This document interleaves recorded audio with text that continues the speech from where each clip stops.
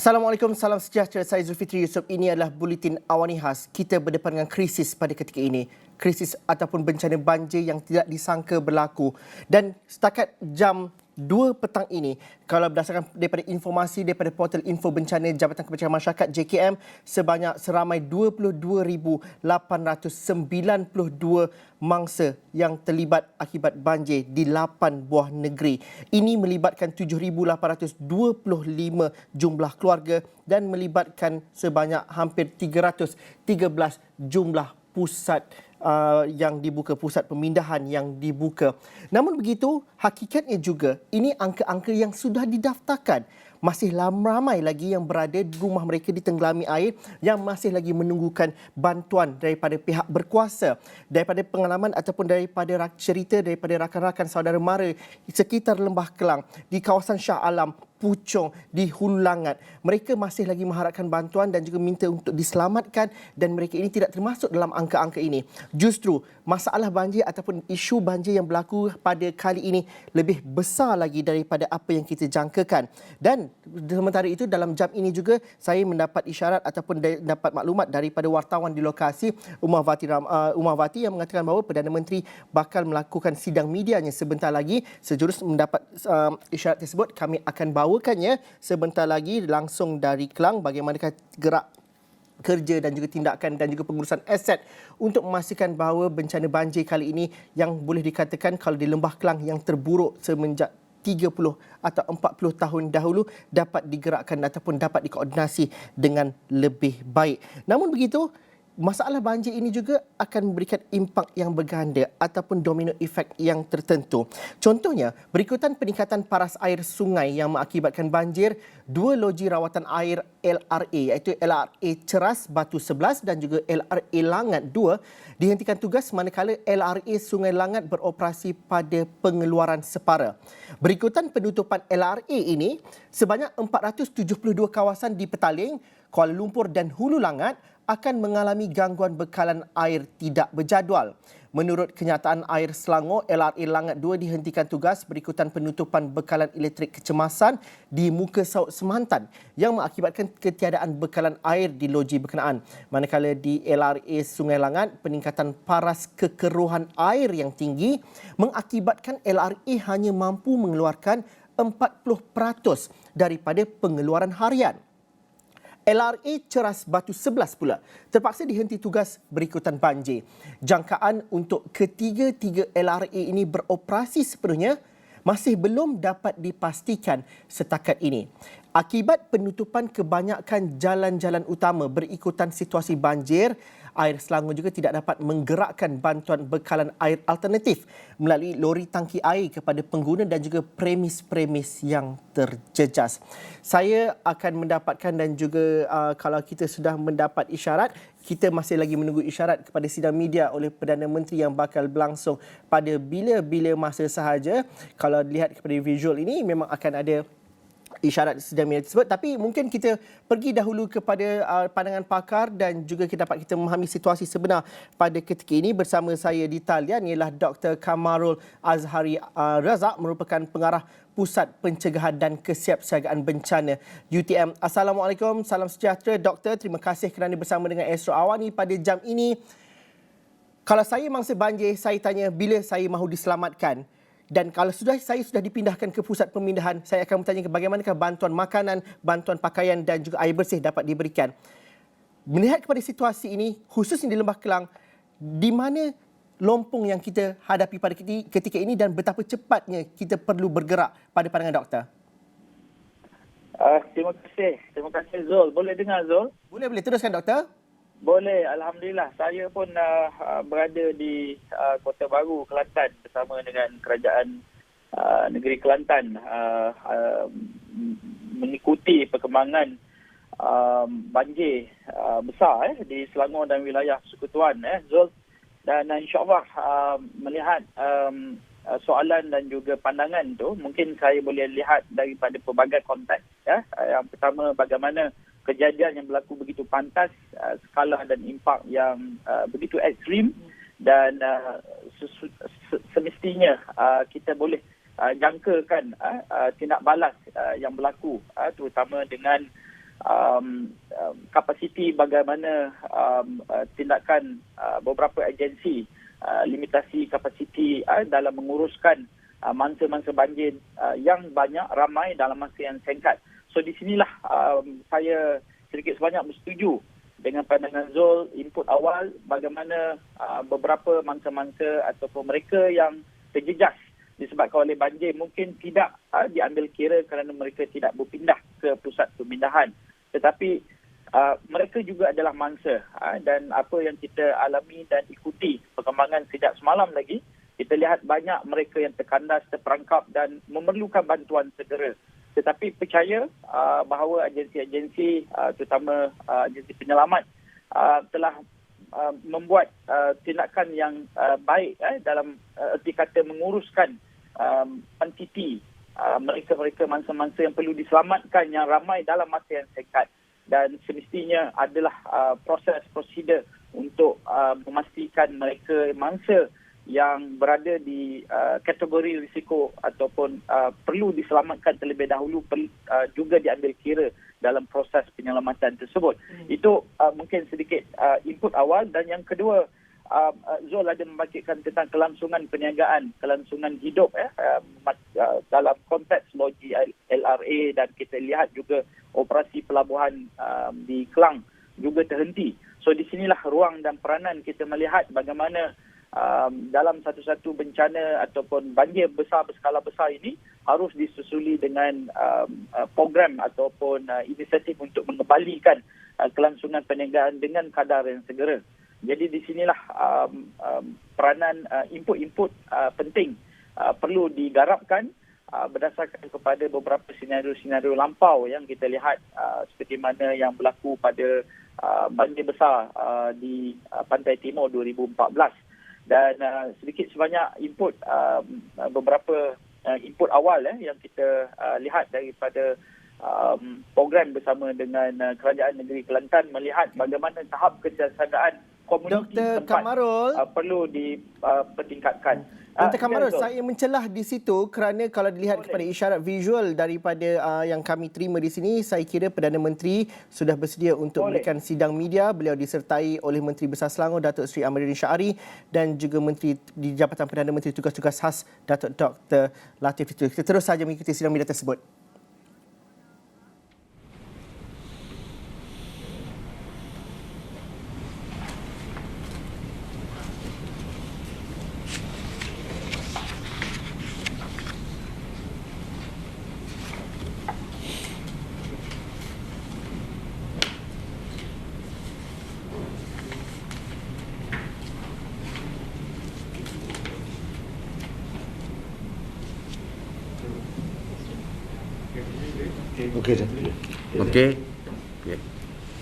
Okey, hari ini saya berada sekali lagi di Selangor, iaitu di Kelang, bersama dengan Yang Berhormat Menteri Besar Selangor, Yang Berhormat Menteri JPM, Tugas-Tugas Khas dan juga KSN, serta beberapa menteri dan juga ketua-ketua jabatan KSU dan sebagainya.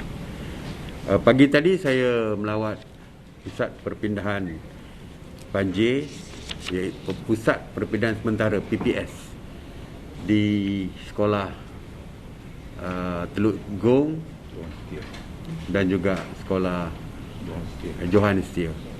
Kita sama-sama meninjau mengenai keadaan di pusat perpindahan, dan selain daripada meninjau pusat tersebut juga mendapatkan pandangan-pandangan dan aduan-aduan daripada mangsa yang berpindah. Selepas itu saya ke sini untuk mengadakan mesyuarat khas mengenai bukan saja persediaan tapi tindakan yang perlu diambil segera bagi menangani isu yang berbangkit. Setakat hari ini bilangan mangsa telah pun meningkat daripada 16,000 lebih kepada 6,000 lebih kepada lebih daripada 15,000 yang berada di pusat PPS tadi, Pusat Perpindahan Sementara. Sebab malam tadi perpindahan dilakukan daripada sepanjang malam sampai pagi pun. Ya, sebab fokus seperti saya sebutkan dalam PC saya malam tadi, bahawa fokus kita semalam adalah untuk memindahkan mangsa supaya memastikan mereka selamat. Dan hari ini kalau semalam kita ada 48 PPS, hari ini kita dah meningkat kepada 103, iaitu di 8 daerah di seluruh negeri Selangor. Ada beberapa isu yang dibangkitkan tadi, iaitu yang kita bincangkan dari segi mereka yang terperangkap di rumah dan sebagainya, dilaporkan sudah pun selesai, sudah pun tiada lagi. Cuma mereka yang terperangkap di dalam kereta, ya, di tempat-tempat lain selain daripada rumah, dan tindakan sedang dilaksanakan untuk memindahkan mereka.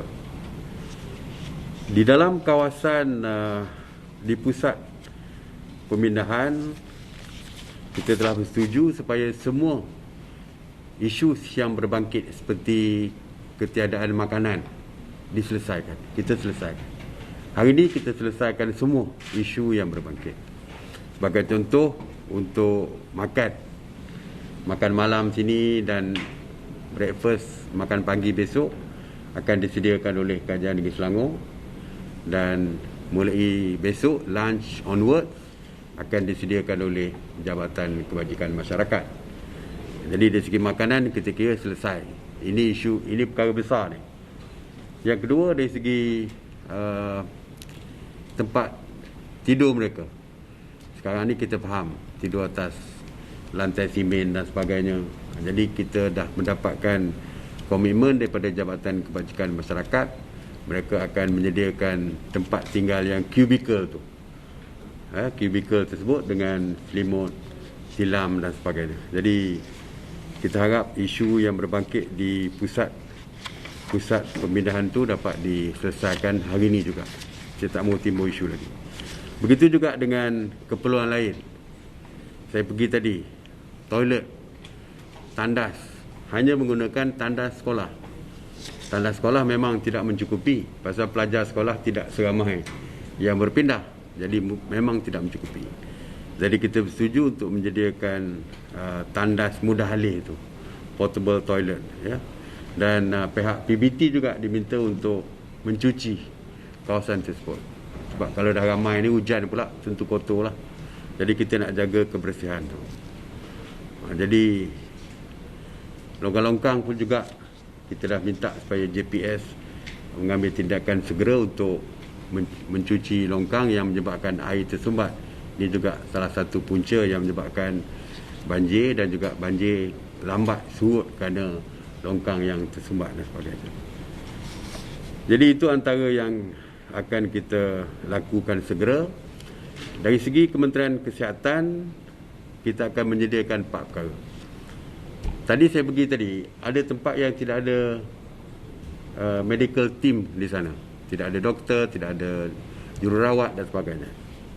Hari ini Ketua Pengarah Kesihatan pun ada bersama dalam mesyuarat kita, tersetuju untuk menyediakan nurse ataupun doktor di setiap PP Pusat Pembinaan Sementara. Kita akan sediakan ubat-ubatan, sanitizer, mask, topeng muka, pelitup muka. Kerana kita tahu mereka ni berpindah dalam waktu yang tergesa-gesa. Jadi ramai yang saya pergi tadi tidak ada mask, tapi tak boleh salahkan mereka kerana mereka tidak ada mask sendiri, tidak ada pelitup muka sendiri. Jadi ini akan disediakan oleh Kementerian Kesihatan. Ya, maknanya ada mask, ada sanitizer, ubat-ubatan, dan yang pentingnya satu lagi adalah mereka akan cek COVID ni, saringan COVID ni melalui RTK antigen test. Akan dilakukan di setiap pusat pindahan untuk memastikan semua mangsa yang berpindah selamat daripada jangkitan COVID-19. Jadi saya nak sebutkan lagi, yang pertamanya pihak kerajaan, persekutuan bersetuju untuk menyediakan sejumlah 100 juta ringgit untuk pasca banjir, iaitu membaiki kerosakan rumah dan infrastruktur yang lain. Jadi ini saya tahu banyak kerosakan berlaku. Jadi kita setakat ini kita akan menyediakan peruntukan awal ni sebanyak 100 juta untuk membaiki rumah dan infrastruktur yang rosak akibat banjir. Yang keduanya, setiap ketua isi rumah kita akan memberikan sumbangan sejumlah RM1,000 setiap orang, setiap ketua isi rumah. Ya, bukan setiap individu lah, tapi setiap ketua isi rumah RM1,000. Dan seperti yang sedia maklum bahawa kerajaan pada bulan September 2021 telah meningkatkan kadar bantuan wang ihsan, iaitu RM1,000 kepada isi rumah, dan kita akan mempercepatkan bayaran kepada kawasan yang terlibat banjir seperti di Selangor dan 6 negeri yang lain.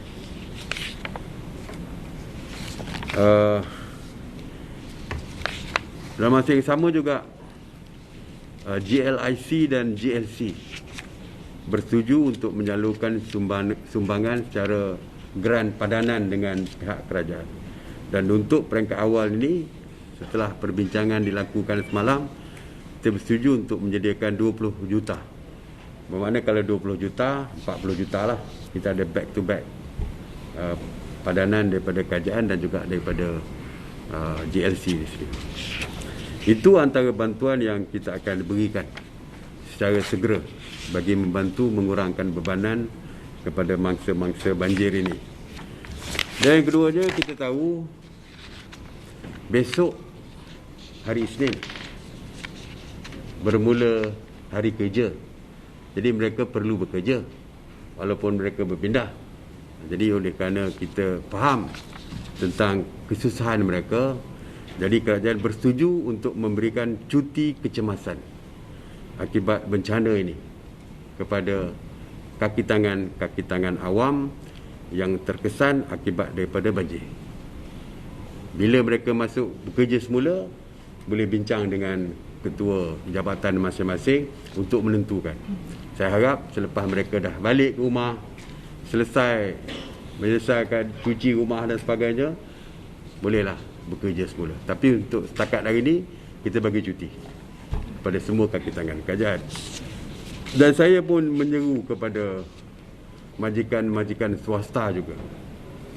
Majikan swasta supaya memberikan cuti kecemasan kepada pekerja mereka yang terkesan akibat banjir ini. Dan kalau mereka setuju beri, dua perkara yang kita syaratkan, iaitu tidak boleh ditolak cuti tahunan. Jangan tolak cuti tahunan lah. Jangan tolak cuti tahunan, dan tidak boleh dianggap sebagai tak boleh potongan gaji dilakukan. Kalau mereka cuti 5 hari, jangan dipotong gaji. Cuti tanpa paid leave lah, cuti berbayar lah. Jadi ini untuk kita membantu, selain daripada perkara-perkara yang saya sebutkan, membantu di pusat perpindahan sementara dan sebagainya, itu kita akan atasilah segala perkara yang timbul. Cuma saya nak sekali lagi menyebutkan, memang benar ada sedikit kelewatan semalam, sedikit penghantaran makanan dan sebagainya.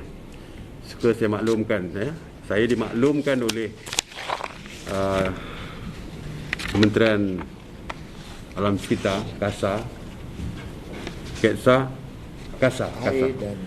Kementerian ini bahawa hujan yang berlaku di Selangor semalam adalah hujan yang berlaku satu hari itu biasanya berlaku untuk 1 bulan.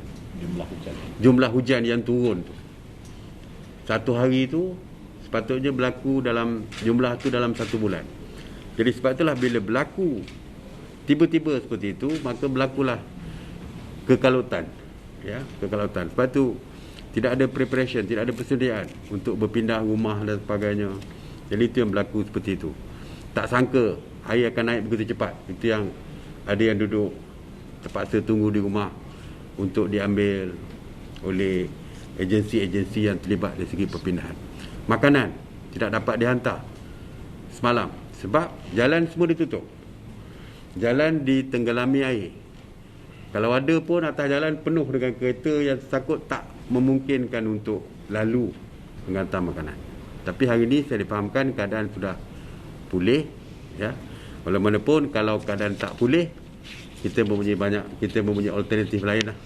Kita dah bincang tadi, kalau di kawasan yang tak boleh dilalui juga, even helikopter pun kita akan gunakan untuk menghantar makanan, kerana bagi kita hari ini tidak ada isu lagi sepatutnya timbul. Semua isu yang timbul semalam kita anggap selesai, dan kita tak mau dengar lagi isu yang timbul, sama ada tiada makanan, mereka yang nak berpindah tidak dipindahkan dan sebagainya.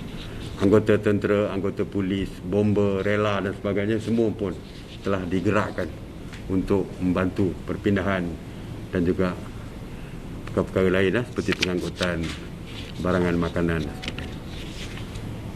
Okey, itu saja yang saya nak sampaikan. Saya difahamkan ada beberapa kawasan mungkin akan turun, boleh semakin surut airnya, kerana dari segi laporan yang kita dapati tadi untuk Selangor, Sungai Kelang air dah semakin menurun, Sungai Selangor menaik, Sungai Langat mendatang, tidak naik dan tidak turun. Jadi melalui laporan tadi kita jangka ada kawasan yang akan surut dan mungkin ada kawasan yang akan naik air. Tapi kita dah ada gambaran seperti ini, kita dah bersedia daripada awal. Jadi saya harap selepas ini, kalaupun ada tempat yang naik air di Selangor ini, tidak akan timbul barang isu lagi lah, kerana kita dah pun bersedia. Di negeri-negeri lain saya difahamkan keadaan sudah pun beransur pulih di Terengganu, walaupun di beberapa negeri seperti Pahang, Kelantan dan sebagainya masih lagi air sungai masih naik dan sebagainya. Oleh kerana beberapa negeri seperti di pantai timur ini telah pun sentiasa bersedia dengan banjir di musim tengkujuh ini, jadi isunya walaupun mungkin ada, tapi tidaklah seperti di Selangor yang banjirnya datang secara begitu mendadak sekali. Dan tak pernah berlaku pun di Selangor. Saya difahamkan di satu kawasan tu biasanya sampai dekat Bukulali je. Hari ni sampai tak ada. Kerana hujan yang sepatutnya sebulan, taburan hujan tu tiba-tiba berlaku dalam satu hari. Okey, terima kasih. Datuk Seri, berkenaan dengan doktor, dengan nurse yang akan ditempatkan di PPS, adakah mereka akan diletakkan di semua PPS di seluruh negara? Dan yang kedua, apakah mereka akan standby selama 24 jam di PPS tersebut? Ini akan ditentukan secara lebih detail lah oleh Kementerian Kesihatan, sama ada mereka nak letak doktor stesen dekat situ, ataupun nak letak nurse stesen dekat situ, atau bila ada kecemasan mereka datang dan sebagainya. Tapi setakat peringkat awal ni mereka perlu ada di situ. Ya, berapa lama mereka ada di situ, 1 hari ke 2 hari, saya tak diterangkan secara lebih detail lah. Tapi yang pentingnya ada tim kesihatan di pusat-pusat pemindahan, terutamanya pusat pemindahan yang besar.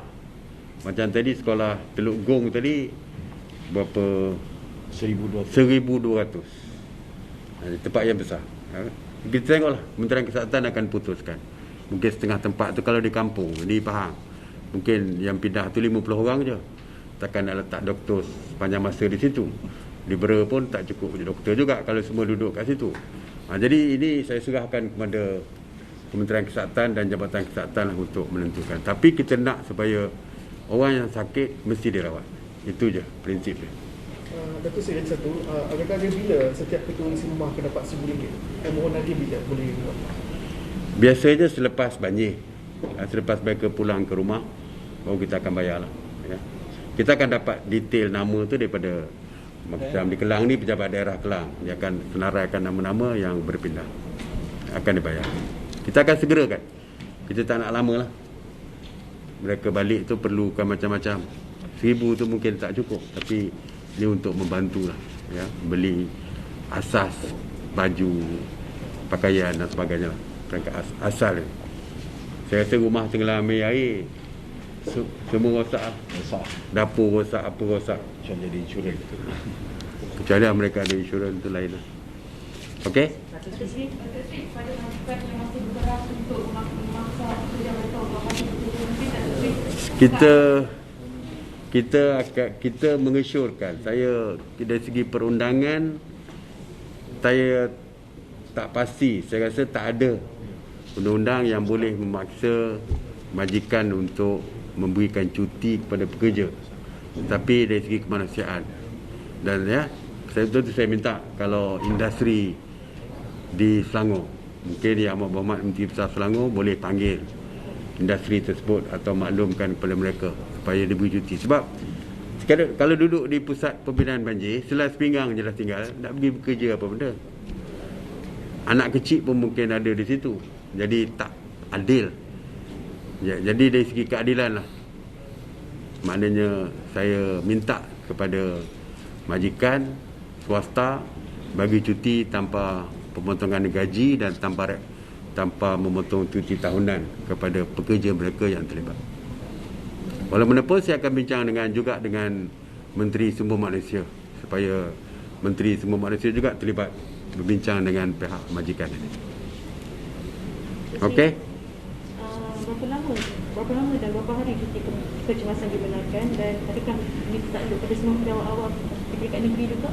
Semua pejabat awam. Saya harap yang close service negeri pun saya minta daripada menteri-menteri besar supaya memberikan cuti yang sama seperti yang diumumkan oleh Kerajaan Persekutuan. Cuma dari segi lama berapa tempoh tu saya kata tadi, dia kena berbincang dengan ketua jawatan mereka lah. Ya, adakah kita pun tak expect balik rumah terus bekerja.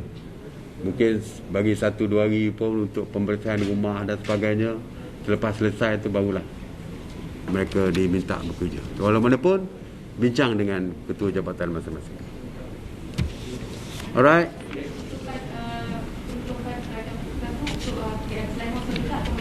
Seluruh ya. Seluruh Malaysia. Ya, seluruh Malaysia. 100 million for Seluruh Malaysia. 100 Malaysia. 100 juta tu seluruh Malaysia. Itu adalah peruntukan awal. Sebab itu saya sebut peruntukan awal. Didapati katakan tak mencukupi 100 juta. InsyaAllah kita akan bertimbang untuk menambah lagi. Ya, alright. Dan tu saya nak potongkan yang bantuan RM1,000 dan penggunaan cuti tanpa rekod tu untuk Selangor ke seluruh Malaysia?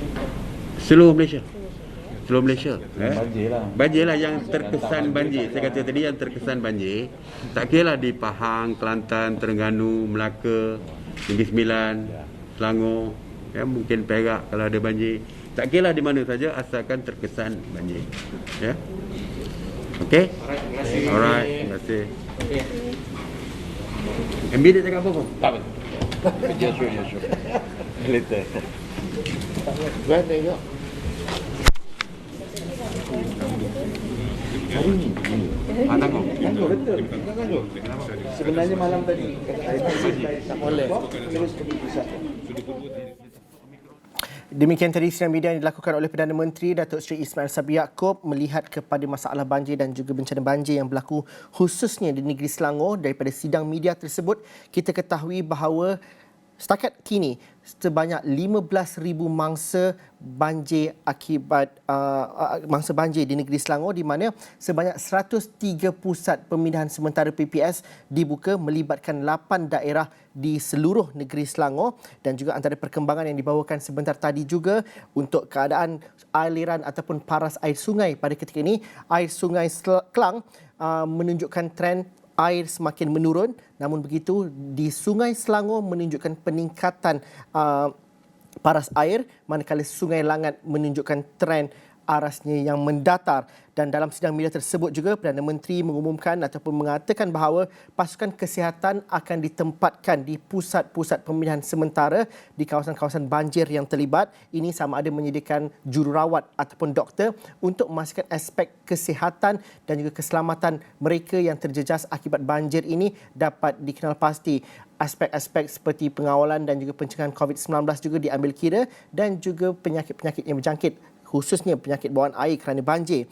Dan dalam sidang media tersebut juga Perdana Menteri mengatakan bahawa kerajaan sudah menyediakan peruntukan awal sebanyak 100 juta ringgit. Ini bagi mengenal pasti dan juga membaiki rumah dan juga infrastruktur yang rosak akibat banjir. 100 juta ringgit ini adalah peruntukan untuk seluruh negara, kawasan-kawasan yang terlibat dengan banjir, dan juga Perdana Menteri juga mengatakan bahawa wang ihsan untuk ketua isi rumah sebanyak RM1,000 itu juga akan dipercepatkan. Selain itu juga kerajaan bersetuju untuk mengeluarkan geran padanan antara kerajaan dan juga GLIC berjumlah RM40 juta. Ini untuk bantuan segera. Selain itu kerajaan juga mengarahkan bahawa untuk memberikan cuti kepada kaki tangan kerajaan dan juga dalam masa yang sama menyeru kepada pemilik-pemilik ataupun syarikat-syarikat swasta untuk memberikan cuti tanpa bersyarat kepada mereka yang terjejas akibat banjir. Dalam sidang media tersebut juga, Perdana Menteri mengakui bahawa ada sedikit sebanyak kelewatan yang berlaku khususnya pada hari Sabtu semalam dengan aspek mengambil aspek penghantaran makanan dan juga penempatan mangsa-mangsa banjir, tetapi gerak kerja sudah dimulakan dan juga disekerahkan dan masalah itu sudah diatasi dan juga diperbaiki dari masa ke masa. Ini antara perincian sidang media oleh Perdana Menteri sebentar tadi dan juga bagaimana kita melihat ini setidak-tidaknya seharusnya digerakkan dengan lebih cepat dan dapat memberikan kelegaan kepada mereka yang terjejas teruk akibat banjir, khususnya di negeri Selangor dan di beberapa buah negeri yang lain.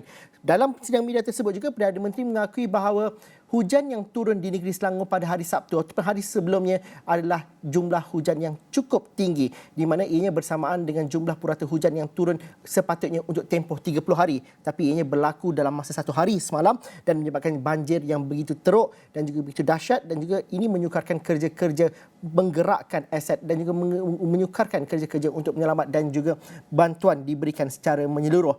Kita akan berhenti rehat seketika dahulu. Saya akan bersama dengan Dr. Kamarul Azhari Razak yang saya bersama dengan beliau sebentar tadi, Pengarah Pusat Pencegahan dan Kesiapsiagaan Bencana Universiti Teknologi Malaysia UTM. Saya akan bersama dengan beliau sebentar lagi bagaimanakah kita dapat memberikan koordinasi, menguruskan dan juga bersiap siaga menghadapi bencana. Itu kita bincangkan selepas ini.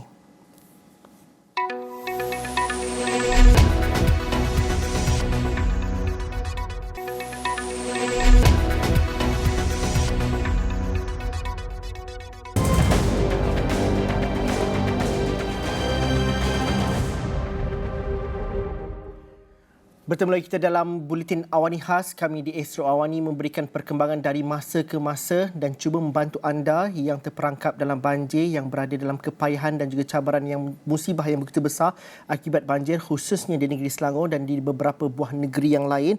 Kalau perkembangan yang kita dapat ketahui pada jam ini sejurus selepas sidang media oleh Perdana Menteri Datuk Seri Ismail Sabri Yaakob sebentar tadi, di negeri Selangor sebanyak 15,000 mangsa yang ditempatkan di sekitar 103 pusat pemindahan sementara PPS di 8 buah daerah di negeri Selangor. Perdana Menteri juga sebentar tadi mengumumkan bahawa kerajaan peruntukkan ataupun menyediakan peruntukan awal sebanyak 100 juta ringgit untuk membaiki rumah dan juga kerosakan infrastruktur akibat banjir, selain mempercepatkan bantuan wang ihsan kepada ketua isi rumah sebanyak RM1,000 kepada mereka yang terjejas teruk akibat banjir. Dan juga laporan juga dalam sidang media tersebut, Perdana Menteri mengatakan bahawa kalau dilihat kepada bacaan-bacaan data juga, air sungai di Sungai Kelang contohnya sudah menampakkan trend semakin menurun, semakin menyusut, tetapi arus ataupun aras air di Sungai Selangor naik manakala Sungai Kelatar mendatar pada ketika ini.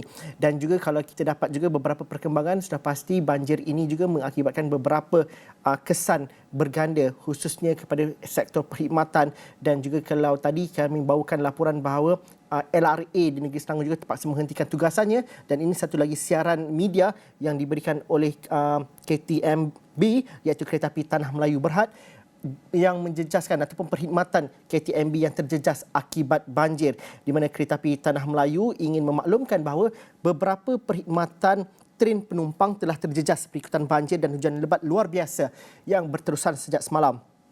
Hujan lebat sejak semalam telah menyebabkan beberapa operasi terjejas di sektor Pantai Timur dan juga di Lembah Kelang. Justru KTMB terpaksa membatalkan beberapa perkhidmatan train demi keselamatan penumpang. Angin kuat telah menyebabkan pokok tumbang dan merosakkan alat talian atas. Landasan juga ditenggelami air di beberapa tempat menyebabkan kelewatan dan pembatalan train. Justru KTMB mohon maaf atas kesulitan yang dihadapi. Kalau mengikut kepada sidang media ataupun mengikut kepada siaran media ini juga, status terkini operasi train KTMB, KTM Commuter, Pelabuhan Kelang, Tanjung Malim dan juga Pelabuhan Kelang. Train dari KL Sentral menuju ke Pelabuhan Kelang akan ditamatkan di stesen Subang Jaya. Sampai di stesen Subang Jaya, train ini akan berpatah balik ke KL Sentral. Tiada perkhidmatan dari stesen Batu Tiga menuju ke stesen Pelabuhan Kelang dan sebaliknya, berikutan banjir dan juga keadaan tanah mendap di antara Padang Jawa dan juga Shah Alam. Untuk perkhidmatan ETS, semua perkhidmatan beroperasi seperti biasa. Untuk perkhidmatan KTM Intercity, Ekspres Rakyat Timuran, perkhidmatan train nombor 26 dan 27 laluan Kempas Baru akan beroperasi seperti biasa. Shuttle Timuran, perkhidmatan Shuttle Timuran untuk semua laluan juga akan beroperasi seperti biasa. Begitu juga dengan perkhidmatan Sky Park Link di mana perkhidmatan ini beroperasi seperti biasa. Tapi untuk KTM Cargo, semua train kargo dari Pelabuhan Kelang akan digantung sementara sehingga paras air di stesen Batu Tiga kembali surut dan landasan di sektor Padang Jawa dan Shah Alam kembali pulih. Para penumpang yang terjejas boleh mendapatkan pemulangan tambang penuh atau menukar tarikh perkhidmatan ataupun perjalanan melalui e-wallet kits di kaunter mengikut terma dan syarat. Sebarang perkembangan terkini akan dimaklumkan dari masa ke semasa dan orang ramai boleh mendapatkan maklumat lanjut dengan menghubungi pusat panggilan KTMB di talian 0322671200 ataupun layari Facebook rasmi KTMB. Ini adalah siaran media oleh pihak KTMB yang menerangkan beberapa perkhidmatan KTMB yang terjejas akibat banjir khususnya di kawasan Lembah Kelang. Sementara itu, yang di Pertuan Agong Sultan Abdullah Riyatuddin Al-Mustafa Billah Shah menyifatkan senario banjir yang melanda ibu negara malam tadi seolah-olah sama dengan banjir besar yang berlaku pada tahun 1971. Seri Paduka Baginda bertitah selepas 50 tahun peristiwa tersebut, rakyat Malaysia perlu mengambil teladan untuk bersiap sedia terutamanya pada bulan Disember dan Januari yang memperlihatkan impak banjir yang seperti berulang.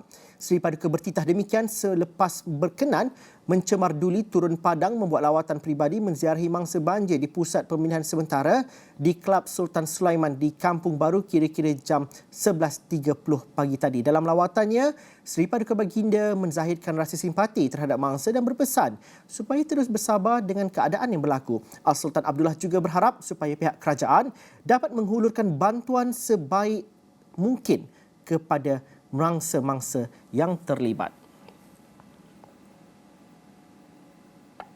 Adakah kita mempelajari daripada bencana banjir yang terjadi sebelum ini?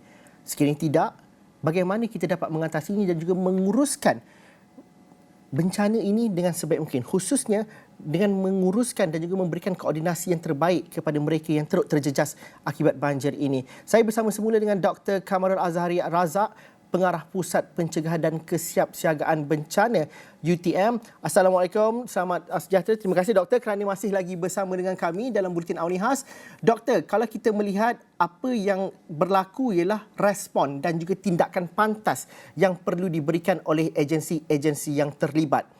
Adakah doktor bersetuju kalau kita katakan kita ambil mudah bencana banjir ini kerana kita menyangkakan bahawa kalau hujung tahun banjir itu akan berlaku di pantai timur. Negeri-negeri di pantai barat ini tidak terjejas. Tetapi apa yang berlaku semalam sama sekali berbeza. Dan kita mengambil masa sedikit perlahan untuk mengatasinya kerana dalam masa yang sama rakyat yang terjejas akibat banjir meminta pertolongan di media sosial. Ada yang duduk di atas bumbung. Ini di kawasan bandar, bukan di kawasan pedalaman.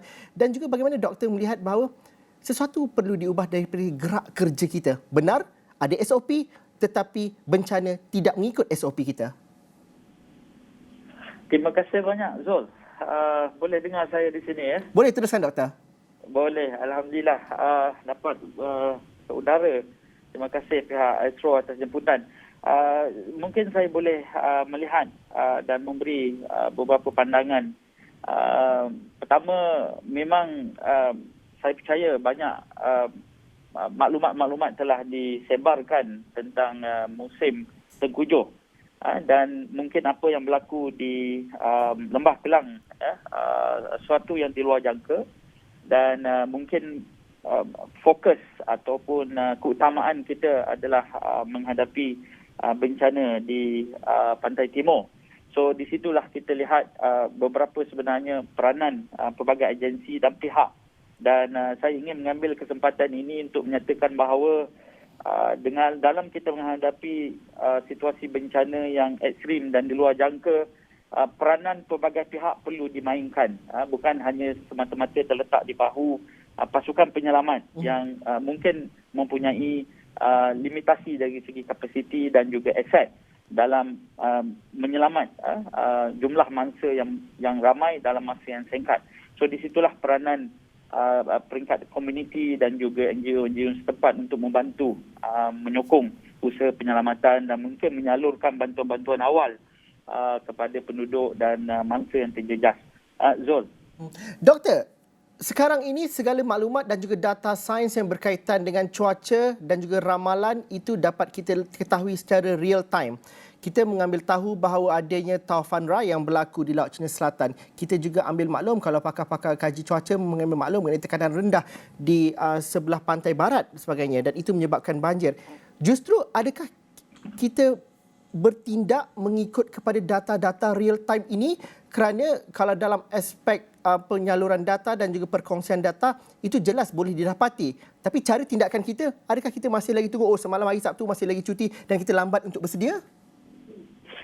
Zul, saya mengambil ruang di sini untuk menyatakan bahawa pelbagai teknologi dan juga usaha-usaha kerajaan untuk menyalurkan maklumat ini lebih awal. Cuma di situ mungkin bagaimana peranan kita ataupun pihak-pihak yang berada di kawasan-kawasan yang berisiko ni mengambil maklumat tersebut secara serius, Zul. Dan tindakan-tindakan awal yang mungkin boleh dimainkan oleh pihak even di peringkat keluarga, Zul. Dan kita lihat juga ramai mereka yang terperangkap di jalan raya sebagai contoh, dan juga kawasan-kawasan yang terputus hubungan. So di situlah saya percaya ada ruang penambahbaikan yang boleh dibuat dalam erti kata bagaimana penyaluran maklumat risiko tersebut sampai kepada mereka-mereka yang berada di kawasan berisiko tersebut. So, itu saya melihat konteks dan lekukan tropika yang dimaklumkan oleh pihak Malaysia. Mungkin tahapnya dimaklumkan adalah masih di peringkat awal, tetapi kesan dan impaknya mungkin berbeza apabila dia berada di kawasan bandar ataupun kawasan berpendudukan yang tinggi, yang di mana kadar kededahan mereka yang mengalami impak mudah sampai. So di situlah kita lihat kesan dan impak, dan kebanyakan mangsa-mangsa tersebut juga berupaya untuk menyalurkan, memaklumkan menerusi media-media sosial, yang saya percaya ada ruang dan platform yang boleh juga diambil kira. Zul, secara sepintas selalu. Dr. Kamarul, mungkin kita dapat kenal pasti risiko banjir bencana yang besar seperti ini di kawasan bandar seperti di Lembah Kelang. Kalau kita bandingkan dengan kawasan di Kuala Krai contohnya pada tahun 2014, impaknya berbeza dan juga risikonya juga berbeza. Mungkin doktor dapat terangkan dan juga berikan cerapan di situ. Boleh, Zul. Dan untuk makluman Zul pun, saya berada di tepi Sungai Kelantan, melihat bagaimana kadar air sungai yang semakin meningkat, trend yang meningkat di beberapa kawasan. Dan kita melihat bagaimana sebenarnya, Zul, bagaimana tahap risiko tersebut berkait langsung dengan elemen risiko. So elemen di situ mungkin merujuk kepada penduduk, kawasan perniagaan, laluan pengangkutan, sama ada darat dan juga termasuklah yang dimaklumkan oleh pihak KTM sebentar tadi. So di situlah sebenarnya kita melihat bahawa pengurusan risiko bencana bukan hanya semata-mata di bahu kerajaan, sama ada kerajaan persekutuan, kerajaan negeri dan juga pihak berkuasa tempatan. Pihak swasta pihak komuniti harus mengambil cakna beberapa maklumat-maklumat amaran dan juga ramalan yang disalurkan, Zul. Doktor, bagaimana kalau kita mengenal pasti dan juga selepas banjir surut dan sebagainya, pengurusan pusat pemindahan sementara di kawasan bandar besar seperti Shah Alam, Kuala Lumpur, Kelang mungkin memerlukan koordinasi yang lebih mega sifatnya untuk diuruskan. Bagaimana kita dapat fahami itu, Doktor? Ya, Zul, saya setuju dan inilah fasa penting bagaimana komuniti ataupun kawasan-kawasan yang dilanda banjir besar ini bangkit semula. Bagaimana kawasan-kawasan yang berisiko tersebut ataupun ditelenggami oleh banjir besar ini berupaya untuk diurus dan ditambah baik lebih lagi daripada sebelumnya. So kita lihat di situlah peranan pelbagai agensi terutama dalam memastikan fasa pemulihan ini memberi impak langsung kepada mereka yang terjejas.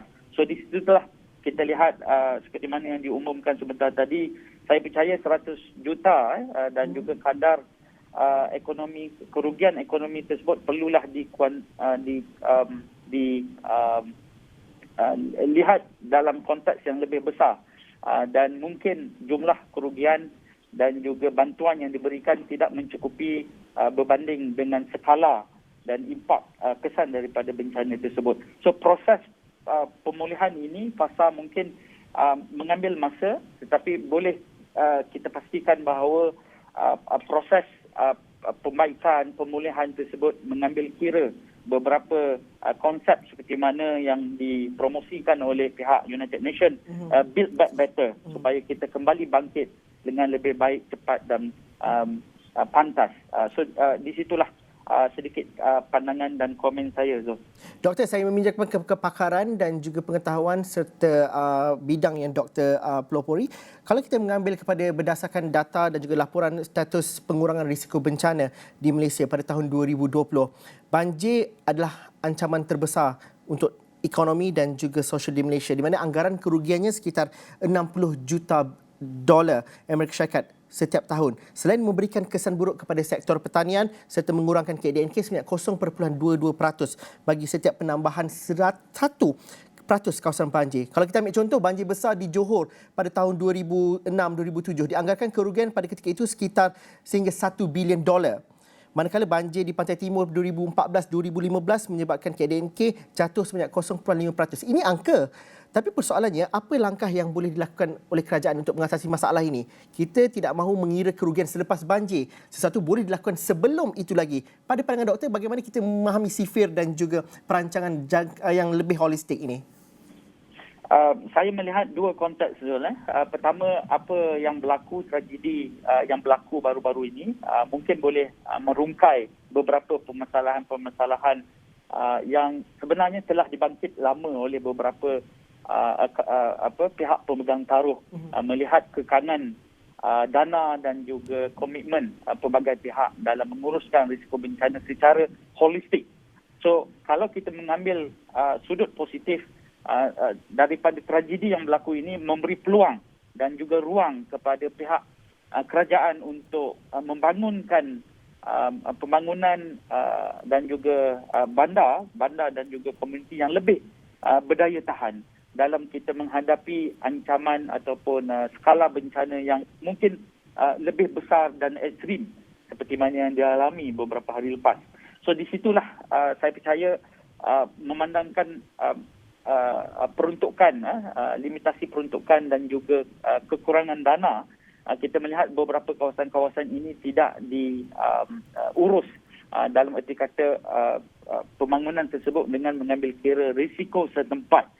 So di sinilah saya syorkan kepada pihak kerajaan untuk mungkin boleh membuat penilaian risiko bencana semula dengan mengambil kira perubahan iklim dan juga perubahan struktur guna tanah dan juga sosioekonomik setempat yang mungkin berbeza 10-15 tahun yang lampau. So di situlah peranan teknologi, data dan sains untuk menyalurkan maklumat yang lebih baik agar keputusan tersebut dibuat secara berasaskan kepada sains dan juga bukti. Zul. Doktor menyebut mengenai guna data dan sains dan juga bagaimana kita merancang bandar dan juga guna tanah. Saya mengambil beberapa contoh apa yang berlaku di Shah Alam. Saya lahir dan membesar di Shah Alam. Ya. Bukit Jelutong yang banjir semalam, kalau kali terakhir banjir saya kira pada tahun 2003. Penduduk-penduduk di TTDI Jaya masih lagi trauma dengan apa yang berlaku 15 tahun lepas. Tetapi dengan projek untuk mendalamkan sungai, melebarkan sungai dan juga sistem amaran itu, mereka setidaknya lega untuk 10 tahun. Seri Muda, banjir besar teruk berlaku pada tahun 1995. Harga rumah semua turun. Tak ada siapa nak tinggal kat Seri Muda. Tapi satu generasi berlalu dan kita lupa, dan semalam banjir besar dan masih ada yang terperangkap. Begitu juga dengan beberapa kawasan, kampung-kampung di pinggir bandar, Kampung Bukit Lancong, Kampung Kuala Sungai Baru, Kampung Tengah di Batu 13, Kampung Kenanga. Ini penempatan tanah-tanah Lot Melayu yang diletakkan di pinggir-pinggir sungai, Sungai Kelang. Dan ianya berlarutan. Jadi, kalau kita melihat kepada apa yang berlaku 10-15 tahun dahulu, mereka ada sejarahnya. Tetapi kali ini lebih teruk dan juga impaknya lebih besar. Justru adakah kita tidak belajar sesuatu dan juga pembangunan baru dibina di sekeliling mereka tanpa mengambil kira kawasan ini risiko banjir dan sebagainya? Adakah itu yang normal berlaku dalam konteks itu di Malaysia, Doktor? Okey, Zul. Mungkin saya mengambil persoalan tersebut daripada pelbagai perspektif. Yang pertama, melihat usaha, inisiatif dan juga beberapa dokumen-dokumen yang dikeluarkan oleh pihak kerajaan, memang ada usaha mereka untuk mengarus perdanakan pengurangan risiko bencana dalam perancangan pembangunan. Tetapi kita lihat bahawa setiap kali perancangan dan juga pembangunan, makna fasa perancangan dan juga fasa implementasi mungkin harus dirujuk dan disemak semula. Kita melihat mungkin beberapa penilaian pemetaan risiko bencana tidak mengambil kira kadar kerapuhan semasa. So itu yang berlaku semalam. Kita lihat banyak kawasan-kawasan yang tidak pernah banjir, seperti mana Zul nyatakan 15 tahun yang lampau, dan mungkin trend ini akan berulang di masa hadapan, memandangkan banyak kajian-kajian dan juga pemakluman tentang kesan daripada perubahan iklim, yang di mana beberapa bandar-bandar lama direka bentuk dan dibangunkan berdasarkan kepada kapasiti tahap saliran dan juga pengairan air ketika masa tersebut. Tapi dengan mengambil kira senario perubahan iklim masa hadapan, kita boleh menambah baik tahap daya tahan bandar agar sekiranya situasi ekstrim tersebut hadir dan datang memberi ancaman, kita bersedia untuk menerima hentakan ataupun ancaman tersebut dan memberi reaksi dan tindak balas yang lebih baik. Walaupun saya percaya ada ruang dan peluang untuk kita menambah baik, tetapi mengambil sudut positif atas apa yang berlaku adalah ruang untuk kita menilai kembali proses perancangan pembangunan yang perlu dibuat berasaskan kepada risk sensitive development, Zul. Tapi kalau mengambil kira apa yang doktor katakan, memang alam akan semakin ganas dan juga masalah iklim itu semakin teruk dan kita perlukan peruntukan yang lebih serius juga untuk menghadapi dalam setiap aspek perancangan. Benar, Doktor? Benar, dan penyaluran dana tersebut perlu dibuat berasaskan data dan fakta dan memberi keutamaan kepada kawasan-kawasan yang mungkin mempunyai tahap risiko sensitif yang berbeza walaupun berada di kawasan pembandaran yang sama. Zul.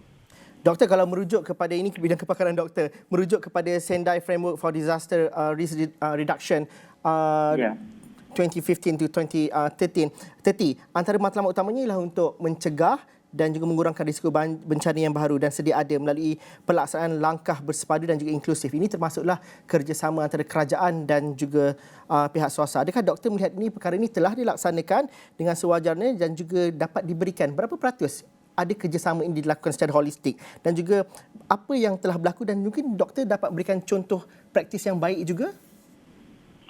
Terima kasih. Dan untuk makluman Zul, saya bersama pihak DPPC, UTM dan juga JICA berada bersama dengan program bersama pejabat SUK Kelantan untuk melihat proses bagaimana kita boleh memperkukuhkan kerajaan negeri dan juga kerajaan tempatan, pihak berkuasa tempatan dalam kita memastikan ancaman bencana di masa hadapan yang berskala besar boleh diurus dengan baik. So, merujuk kepada persoalan Zul sebentar tadi, saya melihat komitmen kerajaan Malaysia terhadap kerangka Sendai 2030 datang hadir pada masa yang baik, yang di mana dengan kejadian tragedi ini sebenarnya membuka peluang kepada pelbagai pihak di atas yang membuat keputusan, mereka-mereka yang menggubal polisi dan dasar yang menyalurkan dana turut sebenarnya memberi keutamaan kepada pelaburan DRR, pelaburan risiko bencana tersebut sebelum bencana datang, Zul. So di situlah sebenarnya melihat beberapa objektif utama kerangka Sendai adalah mengurangkan risiko semasa, mengelak risiko mendatang dan juga memperkasakan daya tahan setempat. So di situlah sebenarnya tragedi yang berlaku di Lembah Kelang boleh juga berlaku di negeri-negeri lain dalam konteks perubahan guna tanah, perubahan iklim dan juga sosioekonomi setempat. So inilah ruang refleksi oleh kerajaan-kerajaan negeri yang lain, pihak berkuasa tempatan untuk menilai kembali urus takbir pengurusan risiko setempat, bagaimana mereka boleh menguruskan kesan dan impak dalam masa yang singkat agar mereka mangsa yang mengalami trauma tersebut harus diurus dengan lebih baik, Zul. Dan yang ketiga, kita melihat kerangka Sendai ini juga adalah manifestasi beberapa pelaburan pihak kerajaan pada usaha-usaha untuk mengurangkan risiko yang lepas. Jadi di sinilah peranan kita untuk mungkin menyalurkan maklumat yang lebih baik kepada pihak kerajaan menerusi beberapa proses-proses perancangan pembangunan, sama ada di peringkat tempatan, di peringkat negeri, menerusi rancangan struktur negeri, rancangan tempatan daerah dan juga mungkin rancangan kawasan khas yang boleh kita mengaruskan pedanakan beberapa strategi dan tindakan pengurangan risiko bencana DRR ini dengan lebih baik dan berkesan, Zul. Doktor, kalau kita lihat kerjasama ini, kalau tadi Perdana Menteri ada juga menyebut mengenai geran padanan untuk bantuan sebanyak 40 juta antara GLC dan juga kerajaan. Ini satu nampaknya kerjasama, tapi apa yang lagi boleh dilakukan bentuk kerjasama selain daripada penyaluran dana sahaja? Daripada segi sudut perancangan, daripada segi pembangunan secara holistik, apa yang kita boleh fahami, Doktor?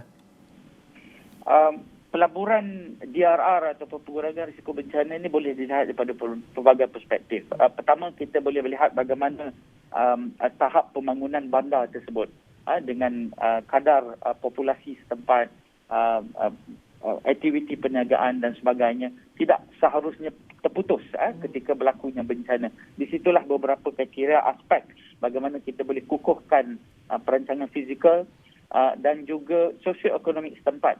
Kita lihat banyak peniaga-peniaga yang mungkin terjejas secara langsung dengan kerosakan-kerosakan pada peralatan dan juga aset-aset untuk mereka berniaga. Dan kita melihat juga banyak penduduk-penduduk yang mungkin tidak pernah tahu tentang insurans risiko bencana yang mungkin boleh diambil dan dipromosikan dalam kita bersedia. So konteks pelaburan dan juga kewangan ini berkaitan dengan DRR ini boleh dilihat daripada pelbagai perspektif. Cuma mungkin di sini saya boleh mengambil ruang agar tragedi yang berlaku membuka satu peluang baru kepada kita untuk menilai, membuat refleksi dan merancang yang lebih baik. Kerana mungkin ancaman bencana ini boleh hadir di masa hadapan dan mungkin lebih bersifat ekstrim dan berskala besar. Zul.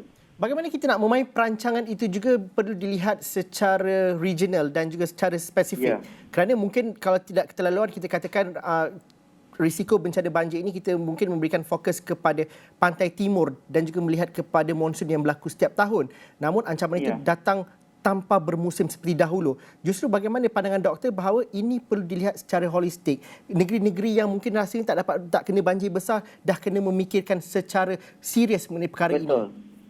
Ya, Zul. Itu sebenarnya kita boleh lihat bagaimana kita menghadapi ancaman ataupun pandemik wabak COVID-19. Kita melihat itu pun salah satu jenis bencana dan bagaimana sebenarnya kita jaga kita. Setiap daripada individu kita mempunyai peranan untuk menyumbang mengurangkan risiko tersebut. So dalam konteks risiko bencana yang mungkin berasaskan kepada perubahan iklim harus dilihat secara holistik. Pembangunan sebarang proses-proses yang mungkin memberi ancaman impak kepada alam sekitar menerusi pembangunan-pembangunan yang tidak terkawal ini mungkin boleh memberi impak 10-15 tahun daripada tarikh pembangunan tersebut. Di situlah sebenarnya peranan kita, mereka-mereka yang membuat keputusan harus menilai senario di masa hadapan, bukan hanya mengambil kira keadaan dan risiko bencana semasa. So di situlah ruang dan peluang di mana kita melihat ramai sebenarnya pihak-pihak saintis, ahli akademia ingin menyumbang, dan inilah peluang mereka sebenarnya untuk menyalurkan maklumat yang bersifat saintifik tetapi boleh diterjemahkan kepada konteks praktikal yang lebih baik di peringkat negeri dan daerah. Zul. Doktor, kita sering bercerita mengenai perkara ini apabila kita sudah ditenggelami air. Apabila kita bercerita dalam konteks data, sains dan juga teknikal saintifik, ianya sukar untuk dibincangkan secara lebih rakyat ataupun lebih bermasyarakat kita berbual. Namun kita terkesan secara keseluruhannya, bagaimana peranan proaktif ini perlu dimainkan dari masa ke masa, perlu dalam bahasa yang lebih mudah, dan juga bagaimana kita melihat juga rakyat perlu partisipasi bersama dan juga melihat kepada realiti alam dan juga realiti ancaman bencana pada ketika ini. Tidak lagi seperti dahulu persepsinya, kawasan ini sahaja yang kena. Hujan hari ini tak akan menyebabkan banjir. Tapi itulah yang berlakunya semalam. Jadi bagaimana kita perlu pemahaman dan juga bersiap siaga juga daripada segi aspek pendidikan dan juga pengetahuan dalam hal ini. Boleh Zul.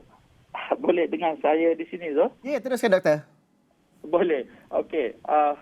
Suasana di Kelantan pun masih mendung dan juga saya di tepi sungai Kelantan ni melihat paras air yang semakin meningkat. Begini Zul, mungkin dalam bahasa yang lebih mudah, ini kejadian yang berlaku semalam, malam tadi dan awal pagi tadi, even tengah-tengah kawasan masih lagi menerima impak langsung. Inilah ruang dan peluang kita untuk menilai kembali tahap pemahaman risiko bencana, sama ada di peringkat individu, keluarga, komunal, komuniti setempat, peringkat daerah dan sebagainya. Bagaimana kawasan-kawasan yang juga telah dimaklumkan oleh pihak kerajaan sebenarnya, kawasan-kawasan yang berisiko bakal dinaiki air sekiranya kadar hujan lebat berterusan berintensiti tertentu boleh dinaiki air. So mungkin kawasan-kawasan yang kita ambil mudah harus diambil kira di masa hadapan dalam kita merancang perjalanan pulang daripada kerja ataupun dari satu kawasan kampung rumah kepada rumah yang lain. Kita lihat ramai mereka yang terperangkap sebenarnya tidak menjangka kenaikan air tersebut. Walaupun pihak kerajaan telah menyalurkan maklumat tersebut, kenyataan-kenyataan media dan melaporkan bahawa inilah kawasan-kawasan jalan raya, kawasan-kawasan yang berkemungkinan dinaiki air. So di situlah yang pertama yang kita boleh lihat. Yang kedua, kita juga boleh melihat ramai mereka yang terperangkap tidak mempunyai sistem bantuan kendiri. Mereka tidak bersedia dengan makanan-makanan tambahan, air-air tambahan untuk mereka bergerak daripada satu tempat ke satu tempat di kala hujan yang lebat, yang mungkin mempunyai potensi untuk terperangkap sebagai contoh. Yang ketiga, mungkin dan yang terakhir, mungkin kita selama ini tidak mengetahui bahawa adanya bilik gerakan bencana, adanya pusat kawalan operasi bencana, nombor-nombor telefon yang perlu dihubungi. So mungkin inilah ruang untuk kita mengambil tahu, mengambil cakna maklumat-maklumat awal sebelum kita menghadapi musim terkujuk akan datang. Zul. Doktor, terima kasih atas input dan juga kepakaran yang dikongsikan bersama dengan kami pada ketika ini. Doktor, jaga diri juga di Kelantan itu, paras air semakin naik Sungai Kelantan itu. Terima kasih juga atas kepakaran. InsyaAllah kita jumpa di sana nanti. InsyaAllah harapnya perjalanan baik juga dimudahkan nanti. Untuk saya menyalurkan beberapa maklumat tambahan. Baik. Terima kasih. Itu dia tadi Dr. Kamarul Azhari Razak, Pengarah Pusat Pencegahan dan Kesiapsiagaan Bencana Universiti Teknologi Malaysia bersama dengan kami sebentar tadi. Kami berhenti rehat seketika dahulu. Saya akan bersama dengan Menteri Wilayah Persekutuan Datuk Seri Syahidan Kassim selepas ini untuk menanyakan dan juga beliau memberikan beberapa perkembangan terkini khususnya mengenai banjir di wilayah persekutuan. Kita berhenti rehat seketika dahulu. Kita jumpa lagi selepas ini.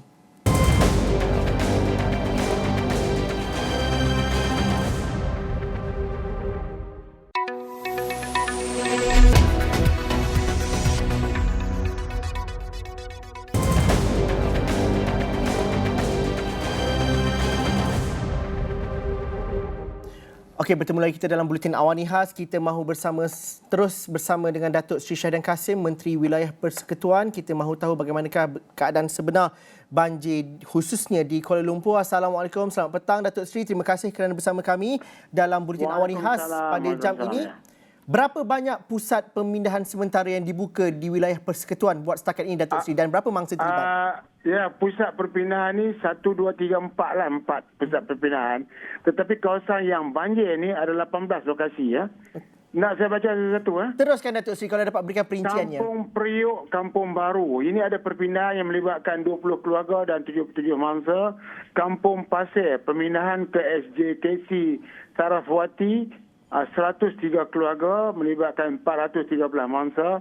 Kampung Batu Bata, perpindahan ke Dewan Jalan Hamzah, 8 lelaki. Taman Hok An, air telah surut dan penghuni mangsa telah kembali, iaitu terdiri daripada 32 lelaki dan 16 kanak-kanak. Lorong Raja Mahdi, air surut telah dibuka. Jalan Melaka, air surut telah pun dibuka. Jalan Batu Bata telah pun dibuka tapi masih berlumpur. Jalan Rahmat, Pilotisi, jalan masih ditutup. Jalan Maluri dibuka. Jalan Leisure Mall, jalan dibuka. Bandar Permaisuri, semua jalan dibuka. Sungai Besi, semua jalan dibuka. Kampung Seri Delima surut dan tapi laluan masih ditutup. Jalan Raja Culan dibuka. Jalan Lorong Jambu Laut telah pun dibuka. Maksud saya air surut, tapi laluan masuk masih ditutup lah. Okay. Air telah surut. Kemudian Jalan Kasih Pilih, air telah surut. Penghuni pun telah kembali ke rumah masing-masing. Kampung Cubadak, jalan telah dibuka. Jalan Teonam, jalan telah dibuka. Kita ada lokasi, 17 lokasi tanah runtuh. Tanah runtuh yang melibatkan pokok tumbang, dan usaha pembersihan sedang dibuat sekarang. Sebahagian banyak telah tumbang semalam. Jadi kita pergi tengok semalam, saya sendiri pergi tengok.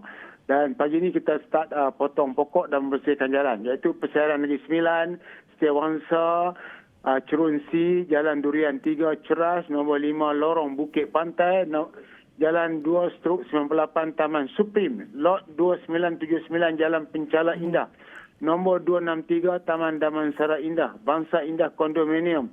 Ya, ini seluk failure. Jalan Kelantan, Bukit Persekutuan, Jalan Bukit Ledang Damansara, Jalan Pantai Permai, Pantai Hilpak, Jalan Perkasa, Taman Salak Satan, Seri Duta 1, Bukit Tungku, Lorong Burhanuddin Helmi 4,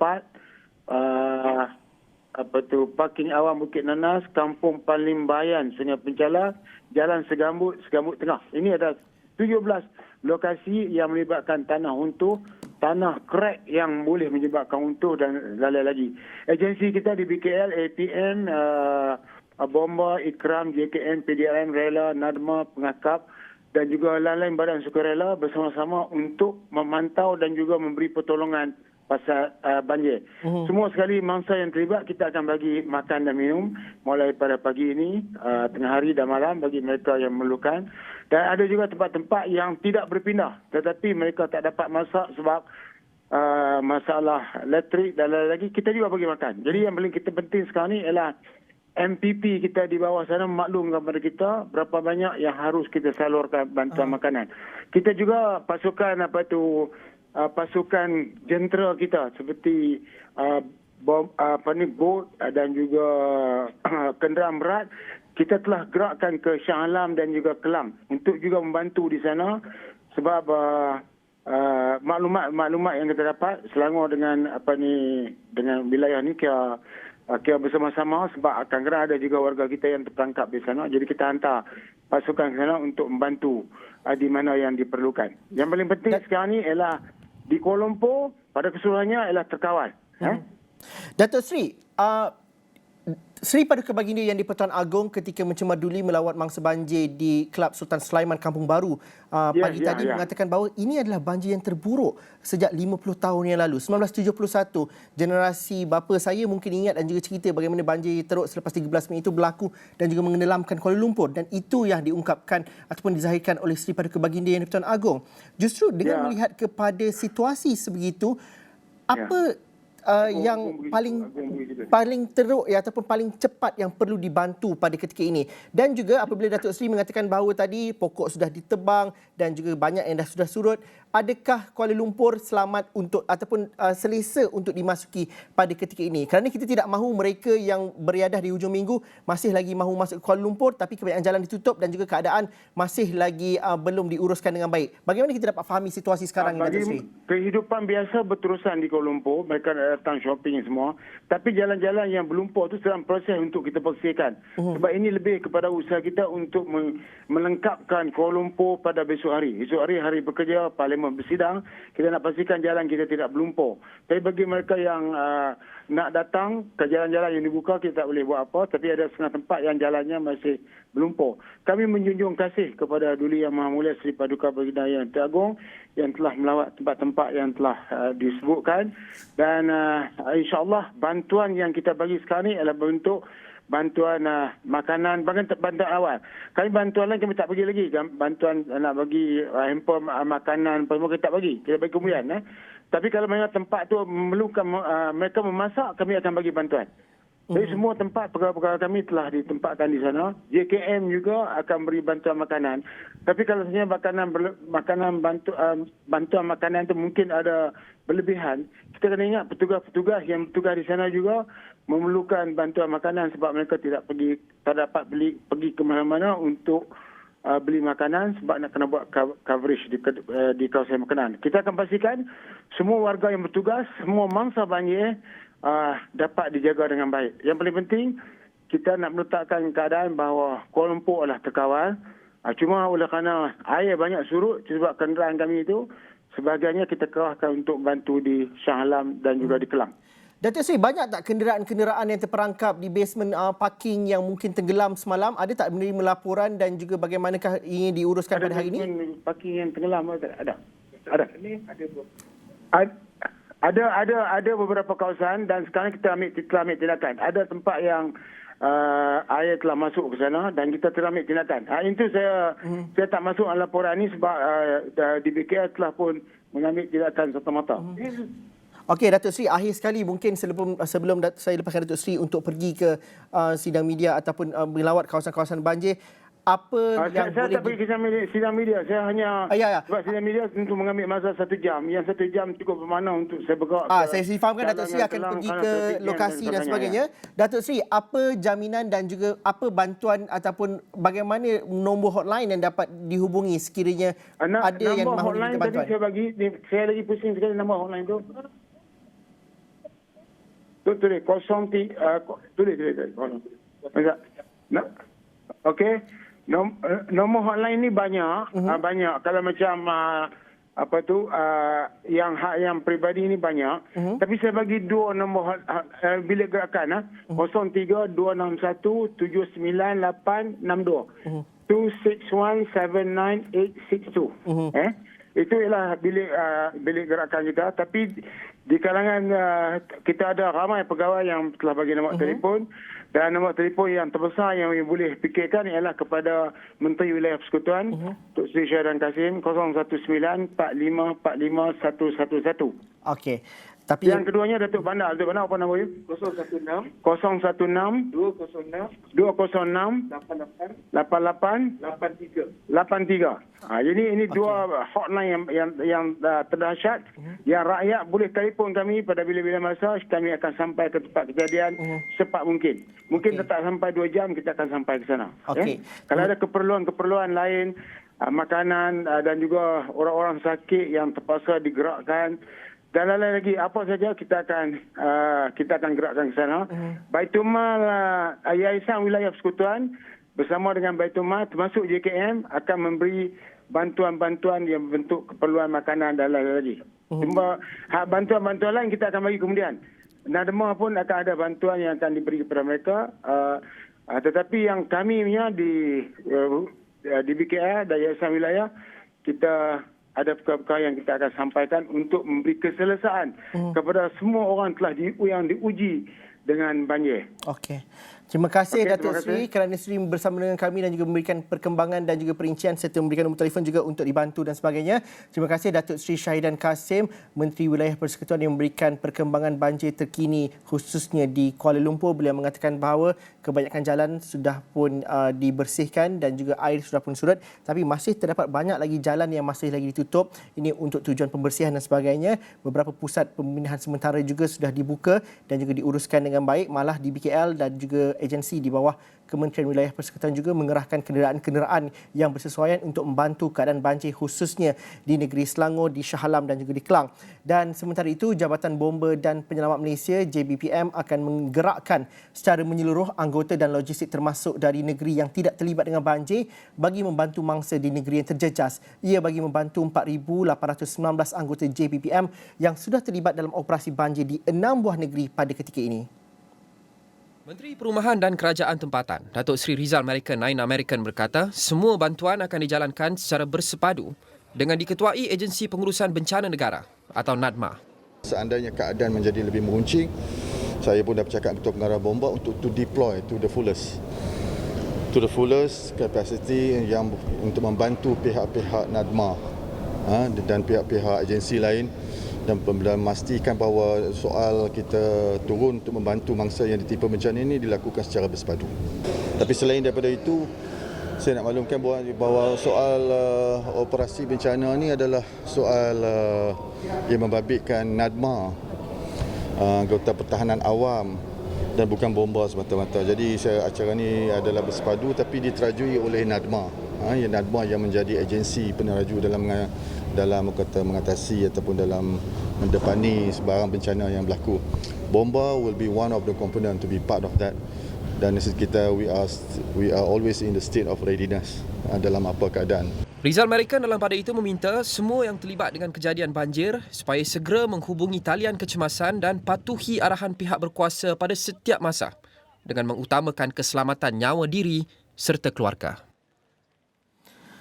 Kementerian Pendidikan Malaysia KPM mengarahkan Jabatan Pendidikan Negeri dan Pejabat Pendidikan Daerah untuk memberi sokongan kepada agensi berkaitan dalam usaha menempatkan mangsa-mangsa banjir di Pusat Pemindahan Sementara PPS. Menteri Kanan Pendidikan Datuk Dr. Razi Jidin berkata bencana banjir yang melanda negara pada ketika ini adalah sesuatu yang di luar jangka dan banyak sekolah akan digunakan sebagai PPS.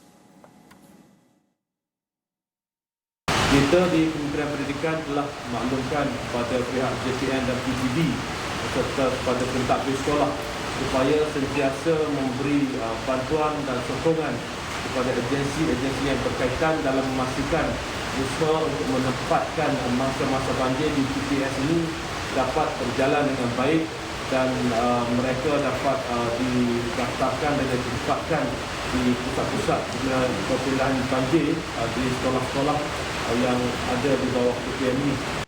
Beliau berkata demikian dalam satu perkongsian video ketika melawat Sekolah Menengah Kebangsaan Teluk Panglima Garang, Selangor.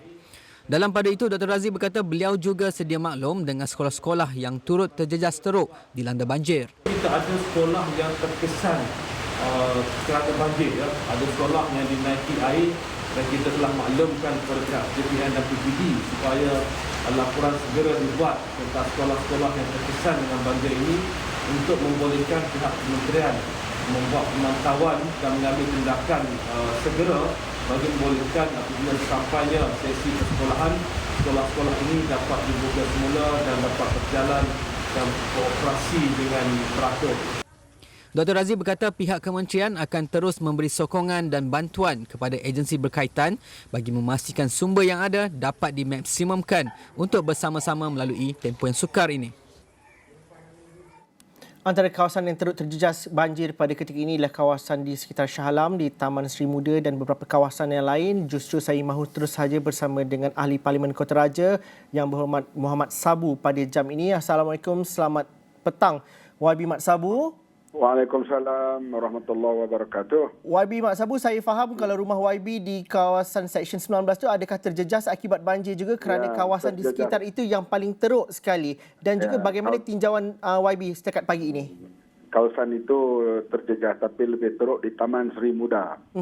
Mana-mana tempat yang di pinggir Sungai Kelang yang menuju kepada laut memang menghadapi tenggelaman yang begitu mengejutkan. Kerana banjir kilat di kawasan Kota Raja ini biasa, banjir sehari, 2 hari, 3 hari. Tapi kali ini ia satu benda yang luar biasa seperti yang berlaku di Kelantan dalam 2014. Jadi hujan turun yang tak dapat tanpa henti yang menyebabkan kenaikan air mendadak sebegitu rupa. Sehingga ramai penghuni ataupun orang-orang yang berkenderaan terperangkap di jalan raya. Saya sendiri terperangkap 7 jam di jalan raya antara sempadan Subang Jaya dan Kota Raja di kawasan kawasan DRB Haikom, di kawasan Haikom, Kampung Baru Haikom. Saya terperangkap hampir 7 jam di situ semalam. Artinya memang keadaan yang mengejutkanlah. Suasana yang begitu kelang kabut di peringkat awal ini. YB, kalau lihat visual yang kami papar di kaca TV ini juga adalah visual di Kampung Baru Haikom. Dan ini kalau seberang sungai itu Taman Sri Muda dan air itu jalan utama, jalan yang besar kat situ menuju Kilang Proton. Dan YB, walaupun dikatakan sudah digerakkan untuk aspek untuk mereka diselamatkan, tapi masih lagi ada mangsa-mangsa banjir yang mengatakan bahawa mereka masih lagi terkandas di rumah mereka di tingkat atas. Di Kampung Baru Haikom itu saya dapat mesej ada yang ada di sana. Begitu juga dengan Sri Muda. Kita faham juga jentera bantuan daripada Jabatan Bomba dan Penyelamat itu agak terbatas. Justru apa yang YB dapat sarankan sebagai ahli parlimen, mungkin NGO dan sebagainya dapat membantu pada ketika ini. Bagaimana dikoordinasikan itu? Saya berterima kasih kepada NGO, orang-orang persarangan, sukarelawan memuncul secara mendadak. Dan perahu misalnya ada daripada Perak yang akan hantar sampan ataupun perahu mereka untuk berkhidmat. Dan kita memanglah bersama-sama dengan seluruh jentera kerajaan negeri dan kerajaan persekutuan. Dan orang ramai memberi khidmat yang begitu mendadak. Dan memanglah ada kelang kabut sedikit di peringkat awal ini. Kerana ia berlaku dengan serentak dan hampir di kawasan Shah Alam, Kota Raja dan Kelang menghadapi suasana yang hampir sama. Oleh itu kita harap mereka yang berada di atas bumbung dan sebagainya, tunggu sekejap, kita sedang menguruskan dengan jabatan-jabatan kerajaan, dengan polis, dengan apa semua bekerja bertungkuh lumus sekarang ini untuk membantu mangsa-mangsa banjir yang berlaku begitu mendadak sekali. YB, apa lagi bantuan yang diperlukan? Sebagai seorang ahli parlimen, apa kekangan yang dihadapi pada ketika ini? Apa cabaran utamanya? Sekarang ini misalnya kita nak menyediakan makanan segera sebab mereka tak boleh masak di rumah, ditenggelami. Jadi mereka memerlukan makanan. Banyak juga restoran yang menutup kedai-kedai mereka. Oleh itu kita berikhtiar bagaimana nak buat makanan segera ini, masak segera untuk hantar ke mereka yang tidak dapat masak walaupun mereka berada di rumah. Mereka tak dapat masak. Ini yang perkara yang perlu kita selesaikan yang begitu segera dalam masa sehari 2 ini.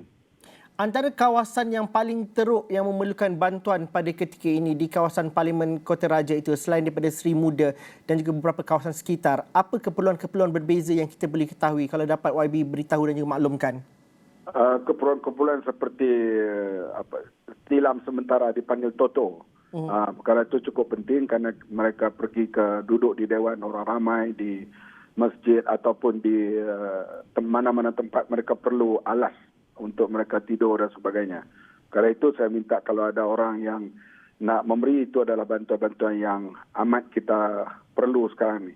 Di samping pihak perubatan misalnya, klinik-klinik swasta telah mula menghantar ataupun mereka hantar sukarelawan mereka untuk memberi ubat-ubat yang macam Panadol ataupun yang menghadapi penyakit-penyakit yang sementara ini, gatal dan sebagainya. Banyak sudah klinik swasta menggerakkan sukarelawan mereka untuk membantu. Itu amat diperlukan di peringkat awal ni, kerana air yang naik ini air yang kita tahu yang bertakung di longkang dan sebagainya, mungkin mengandungi berbagai jenis penyakit dan kuman yang perlu mereka ada ubat-ubat pencegahan yang perlu pihak-pihak klinik terutama sekali swasta yang turut membantu sekarang ini. Saya mengalu-alukan bantuan mereka itu. Pusat Khidmat Bantuan Wakil Rakyat, bagaimana fungsi dan juga peranannya di Gembleng pada ketika ini dan juga mungkin dapat dihubungi pada jam ini untuk mereka yang terkandas? kita menyelaras. Kita menyelaras apa saja yang di-call kepada pejabat ini atau pegawai kita akan selaraskan dengan agensi-agensi kerajaan negeri dan kerajaan persekutuan. Kita lebih bertindak sebagai penyelaras dan juga menghubungi pihak tertentu untuk menghantar bantuan-bantuan segera dan kita hubungi sebagai orang yang menyelaraskan, pihak yang menyelaraskan bantuan itu. Selain daripada itu, apa lagi masalah yang kita hadapi? Kerana satu perkara ialah menyelamatkan mereka, tetapi apabila mereka tiba di pusat pemindahan banjir nanti, ada beberapa perkara yang perlu kita fahami dan juga perlu diselaraskan juga.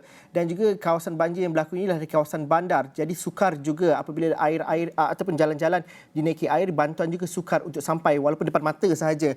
Jadi YB, bagaimana kita melihat keperluan untuk bantuan ini secara berperanjangan dan kita menjangkakan bahawa krisis ini berlaku dalam tempoh mungkin sehingga 2-3 hari mendatang? Ya, memang kita macamnya di Kelantan, mereka dah ada dalam pemikiran mereka hujung tahun banjir, kecuali lah macam 2014. Bagi di sebelah sini ini tidak pernah berlaku sebegini rupa. Oleh itu saya akui ada sedikit kelang kabut di peringkat awal ini. Tetapi kita yakinlah sekarang ini kita berusaha menyelaraskan semua pihak. Dia akan berjalan semua insyaAllah mulai sekarang sehinggalah pada besok dan sebagainya. Kita akan cuba sebaik mungkin untuk menyelaraskan. Memang ada sedikit kelang kabut di peringkat awal ini, terutama dalam menyelaraskan bantuan makanan segera yang amat mereka perlukan kerana mereka tak dapat masak di rumah. Itu yang saya sebut tadi. Okey, terima kasih YB Muhammad Sabu, Ahli Parlimen Kota Raja yang memberikan perkembangan terkini khususnya di kawasan Kota Raja, Parlimen Kota Raja. Rakan tugas Hilmi Malik juga sempat melakukan tinjauan udara. Kalau dapat rakan-rakan di dalam production control room dapat mainkan visual ini, ada visual yang Hilmi Malik kongsikan menerusi udara sebentar tadi. Ini keadaan banjir di Shah Alam katanya tadi, di sekitar Sri Muda dan juga di sekitar Seksyen 23-24. Hilmi katakan tadi di Shah Alam keadaan banjir di tinjauan daripada udara.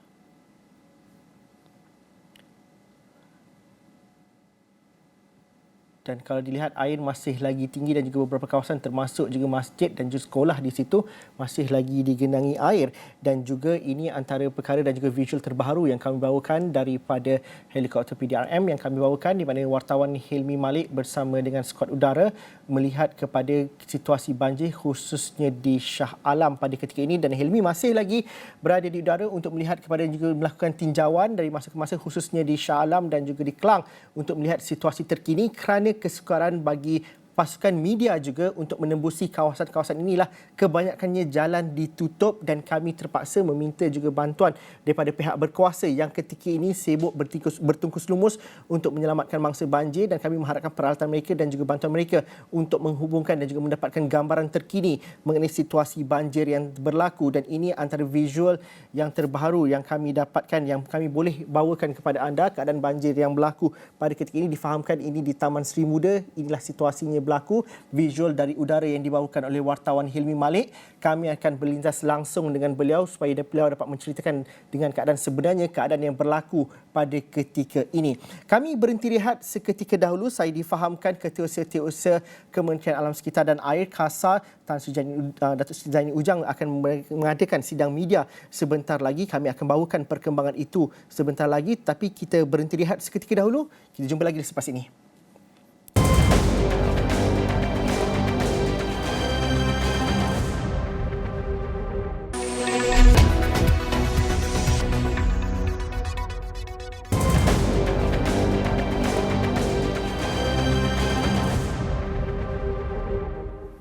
Bertemu lagi kita dalam Buletin Awani Khas. Kami membawakan perkembangan banjir khususnya di Selangor dari masa ke masa, tapi beberapa negeri lain juga menjadi perhatian dan juga tumpuan kami, dan juga kami cuba untuk mendapatkan gambaran yang lebih jelas daripada mangsa-mangsa banjir. Itu yang kami lakukan sejak awal pagi tadi, malah dari sejak tengah malam tadi, untuk kita melihat kepada situasi banjir ini secara menyeluruh, dan juga sedaya upaya kami cuba membantu untuk apa yang kami terdaya untuk lakukan, khususnya bagi mereka yang terperangkap, ataupun kami juga menghubungkan mereka yang ingin membantu dan perlu dibantu dalam masa yang sama selain memberikan pandangan pakar dan juga memberikan penelitian ataupun analisis yang lebih menyeluruh mengenai banjir yang berlaku pada ketika ini. Kalau dapat saya bawakan paparan visual daripada rakan tugas Hilmi Malik yang berada dalam helikopter PDRM pada ketika ini yang meninjau kepada kawasan banjir. Difahamkan beliau kini tadi visual ini dirakamkan di sekitar Shah Alam dan juga di sekitar Sri Muda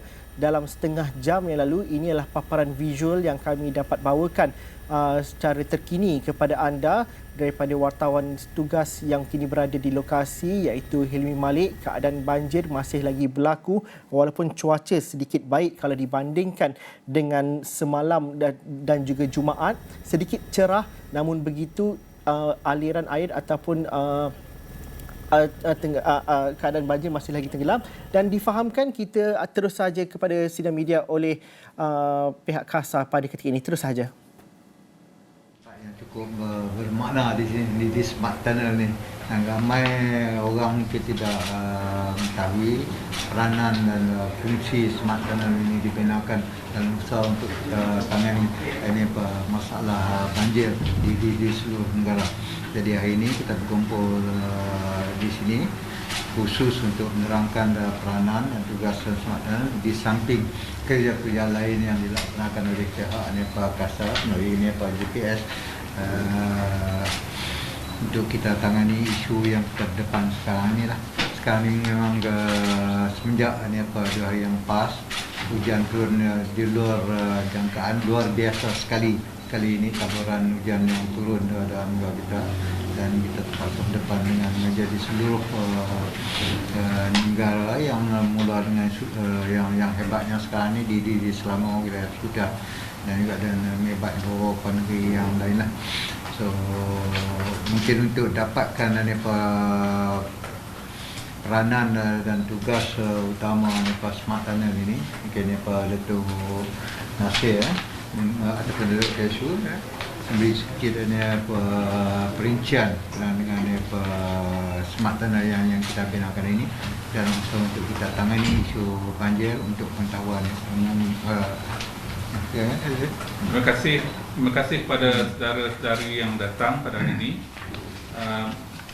Saya bagi pihak kementerian ingin maklumkan bahawa keadaan semasa sungai-sungai di wilayah Persekutuan Kuala Lumpur menunjukkan penurunan aras air mencapai aras amaran, termasuk Sungai Gombak di Jalan Tun Razak, Sungai Kelang di Jambatan Tun Perak.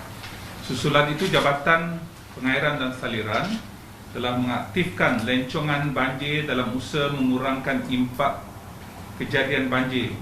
Lencongan smart ataupun yang biasa kita lalui nak keluar daripada Kuala Lumpur dan nak masuk kepada Kuala Lumpur telah diaktifkan sehingga ke mod 4 pada jam 7.45 malam pada 18 Disember 2021 sehinggalah 12 tengah hari ini. Lencongan telah diturunkan kepada mod 1 dengan sebanyak lebih kurang 5 juta meter padu air telah berjaya dilencongkan sejak semalam. Ini merupakan satu rekod yang baru bagi Pusat Kawalan Smart JPS kerana selama 8 kali operasi mod 4 ini sejak dibina 2007.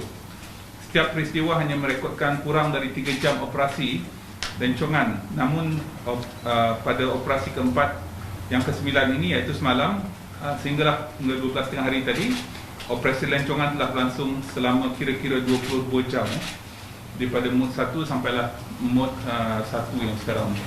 Ini yang paling lama sekali lah. Kenapa hal ini berlaku? Ini disebabkan oleh intensiti hujan yang sangat tinggi bukan sahaja di Kuala Lumpur tapi juga di wilayah Persekutuan, Putrajaya dan di Selangor.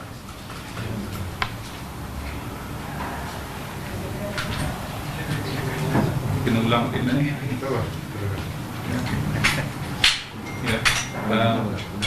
Manakala empangan batu telah mula melepaskan air dengan bukaan 300 mm atau 20% daripada keseluruhan bukaannya pada pukul 11.15 pagi tadi. Pelepasan air masih lagi dipantau memandangkan sehingga pagi ini aras air kekal di paras 104.7 meter. Dan pada itu, kesemua aset-aset JPS di wilayah Sultan Kuala Lumpur seperti rumah pam dan pintu air telah dioperasi pada tahap maksimum. Berdasarkan pemantauan Jabatan Meteorologi, Met Malaysia, kejadian hujan lebat berterusan bermula sejak 12 Disember 2021 disebabkan faktor luruan monsun dan kewujudan sistem cuaca tekanan rendah yang mula terbentuk di Laut Cina Selatan yang mencapai tahap lekukan tropika ataupun tropical depression telah memasuki negeri Pahang pada lewat malam pada 16 Disember yang lalu. Pergerakan lekukan tropika ini telah merentasi kawasan barat semenanjung Malaysia dan menyebabkan peningkatan kelembapan sehingga menyebabkan hujan lebat berterusan hampir keseluruhan negeri di semenanjung Malaysia. Biasanya pada waktu musim ke-7 ini hanyalah di pantai timur saja. Di seluruh semenanjung, terutama di kawasan pantai timur, tengah dan utara. Berdasarkan pada analisis model cuaca terkini, taburan hujan dijangka akan berkurangan pada hari ini pada 19 Disember kerana sistem cuaca tekanan rendah yang berada di Selat Melaka telah mula bergerak menjauhi rantau negara menuju ke Laut Andaman. Walau bagaimanapun, masih terdapat beberapa kawasan di semenanjung Malaysia yang mengalami cuaca lembap sepanjang hari. Berdasarkan analisis tersebut, tiada amaran hujan lebat berterusan di Lembah Kelang dibuat pada hari inilah, sebelah petang khususnya. Sementara itu, JPS melaporkan Sungai Kuantan, Pahang dan Sungai Kemaman, Terengganu menunjukkan tren air menaik dan diramalkan akan melepasi aras bahaya jika hujan masih berterusan. Untuk makluman lanjut mengenai perkembangan keadaan semasa aras air sungai-sungai di negara kita, orang ramai boleh melayari laman sesawang My Public Info Banjir atau menerusi aplikasi My Public Info Banjir. Ya. Jadi saya buka. Saya minta maaf lah tadi yang baru datang sampai. Dari mana? Video. Press release kita ada. Sila kalau ada apa-apa nak tanya kepada yang berhormat. So, ya 300 mm, is it? Ya, 300. Yang mana yang saya bagi contoh ya, taburan hujan 24 jam di Sentul ialah 363 mm di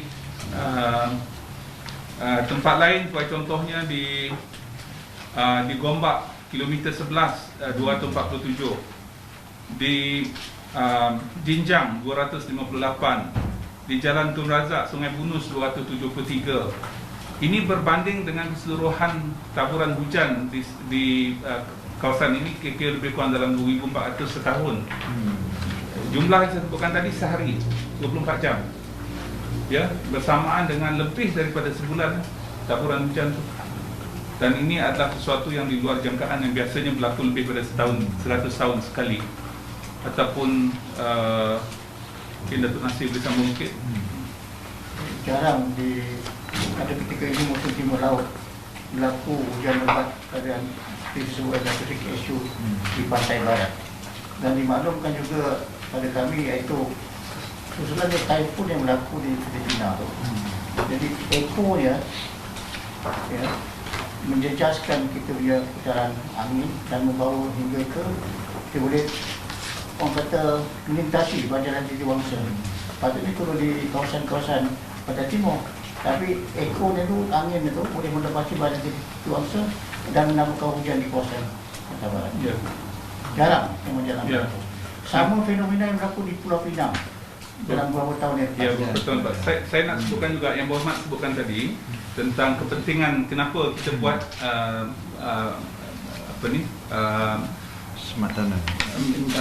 siaran media ini di sini. Disebabkan oleh di sini adalah pejabat terowong smart. Dan terowong smart ini kita bina dengan kos 1.8 bilion. Dan bagi orang mungkin melihat smart tunnel ini projek yang sangat besar, Gajah Putih dan sebagainya. Selain daripada tujuannya untuk mengurangkan traffic congestion ataupun kesesakan lalu lintas di Kuala Lumpur. Tapi kalau kita tengok smart tunnel ni, ini adalah Kuala Lumpur. Kalaulah smart tunnel ni tidak ada, air Sungai Kelang ni, air Sungai Ampang ni akan terus masuk ke dalam Kuala Lumpur, akan bercantum di Masjid Jamek tu. Jadi kita telah keluarkan air yang disebutkan tadi sebanyak 5 juta padu, 5 juta meter padu daripada aliran masuk ke Kuala Lumpur ni. Dan sebab itulah dalam keadaan itu pun air masih lagi pada takat betul-betul bawah jambatan tu. Bayangkan kalau ada lagi 5 juta meter padu, memang tenggelam, masjid itu pun mungkin tenggelam, ikut calculationnya tenggelam. Selain daripada tu, ini kita smart tunnel ni, kita juga ada yang lain-lain. Ini di Sungai Bunus contohnya, dan kita dalam usaha untuk meningkatkan lagi kapasiti supaya air daripada Sungai Bunus ini tak masuk ke Kampung Baru. Pada Kampung Baru pun dia masuk ke Masjid Jami' itu. Ini di sebelah kiri Sungai Gombak. Kemudian kita ada juga, ini Sungai Kelang, Sungai Ampang dan sebagainya. Tapi ini daripada Sungai Gombak. Sebelum PWTC itu kita ada juga beberapa kemudahan yang semua diaktifkan secara maksimum sejak semalam. Jadi ini adalah kejayaan kita. Proses ini sangat penting untuk masyarakat faham. Dan di Kuala Lumpur walaupun hujan lebat, alhamdulillah tidak banjir. Ya, kalau ada pun sikit-sikit lah di mana-mana. Ya. Dan projek ni keseluruhannya berapa Tuan Sri? Total dekat 3 bilion. 3 bilion Keseluruhan ni adalah kira 3 bilion projek. Dan sekarang ni kalau masih hujan akan diaktifkan semula sebab sampai 12 hari saja. Tak, masih lagi mood 1 sekarang. Masih mood 1. Ya, sedang berhati-hati. Alhamdulillah hujan sekarang Met kata bergerak ke utara. Ya, hujan sekarang pergi ke utara. Ya, ke Selangor Utara. So, tujuan kita ialah nak memperkenalkan smart ni. Sebab orang tak nampak benda ni semua bawah tanah. Ya, dan ini satu perkara yang sangat besar. Bayangkan ketika Maharaja Jepun ketika menjadi putera mahkota dulu datang ke Malaysia, antara fasiliti kemudahan yang nak tengok adalah smart tunnel. Menunjukkan kepentingan smart tunnel seperti negeri seperti Jepun nak belajar daripada kita macam mana kita bina smart tunnel. Rasa sendiri jadi mungkin kalau Datuk Ustaz. Datuk kalau ada apa-apa nak cakap tentang kemudahan. Jadi kalau kita perhatikan, saya tengok satu artikel yang itu si post yang dia di Tokyo, Pegawai Bandaraya Tokyo yang tangani isu banjir yang luar biasa lagi ni. Dia berjaya bina satu dipanggil satu sistem di bawah tanah. Dia bina dengan kapasiti yang cukup besar. Dia boleh absorb hujan yang turun yang besar tu. Jadi dia alihkan air itu seperti yang kita lakukan di sini, smart tunnel di sini. Jadi dia alihkan, dia masukkan satu tangki yang cukup besar, dan tangki yang besar itu selepas hujan reda baru dia bawa keluar baru keluar, baru lepas ke aliran yang ke laut. So ini yang fungsi di antara fungsi yang dilakukan oleh smart tunnel di sini lah. Seperti yang disebutkan ada tu sedikit tadi ni, sekiranya tidak ada yang ni, kemungkinan kekerapan banjir yang berlaku di daerah sekitar ni lebih ni lagi lah, lebih teruk lagi lah. So itu yang fungsi inilah yang smart yang kita gunakan ini. Tapi di samping itu saya suka juga sebutkan di sini yang seperti yang semalam saya sebutkan di Pulau Pinang, yang kita di KASA, di Kementerian, kita telah pun mengaktifkan semua aset-aset di bawah KASA untuk kita berdepan dengan situasi yang ada sekarang. Itu yang kita nak ulang balik lah apa yang dilakukan oleh aset-aset seperti yang kita sebutkan tadi. Kita punya tangki, kita punya loji, kita punya ni semua. So kita terpaksa nak aktifkan ini supaya ianya beroperasi sepenuhnya, supaya kita dapat alihkan aliran air ini daripada ke tempat-tempat yang patutnya dialihkan. So itu mustahil. Ini seiringan dengan ini, dengan semacam yang kita tetapkan. Ada kawasan-kawasan lain di Puraya yang tanah runtuh dan sebagainya, ada apa-apa tindakan lanjut yang akan diambil? Ya, kita akan bekerjasama dengan agensi berkenaan lah. JPS hanya terlibat dalam hal yang berkaitan dengan pengurusan sungai, anak sungai dan takungan penempat banjir lah. Ya, tentang keruntuhan dan sebagainya tu ada pihak yang ditugaskan. Dan keseluruhan di bawah NADMAL, ya. Dan ada tempatan banjir yang pecah disebabkan aliran air terlalu banyak dan sebagainya daripada sudut JPN? Apa dia? Belum ada. Tapi kemungkinan adalah bahan-bahan yang pecah itu ada, bukan di sini tapi di sebenarnya. Dan tidaklah kritikal. Ada adalah satu limpahan-limpahan yang menyebabkan alo-alo itu membentuk. Bukan satu yang besar. Jadi sebenarnya aset kami bergerak secara maksimum. Tak pernah berlaku begini. Sebelum tanah diaktifkan, kolam jinjang kita lepaskan dahulu. Pada 4 lebih petang yang hari Sabtu lepas. Kemudian tanah kita aktifkan mod 4 lebih kurang pukul 7 lebih. 7.45. Kemudian kita aktifkan pula di jalan empangan batu. Batu sejak tahun 80-an 3 kali ya. Ini kali ketiga kita lepaskan air. Dan kita lepas ikut SOP pelan-pelan supaya PWTC itu tidak terjejas tu. Biar ada juga kenaikan lepasan tu bercampur dengan air yang lain. Jadi nak maklumkan aset-aset yang kerajaan telah belanja lebih hampir 3 bilion ni bergerak dengan amat baik dalam situasi yang terkini. Dan diuruskan dengan air pasang besar saja. Air pasang besar tak ada kena-mena. Saya pergi ke Kelang hari kejadian. Saya lihat semua pam-pam boleh berjalan. Ini bukannya musim bulan ni, musim bulan mengambang air tidak berapa tinggi. Bila bulan rendah, anak-anak bulan itu air lebih tinggi.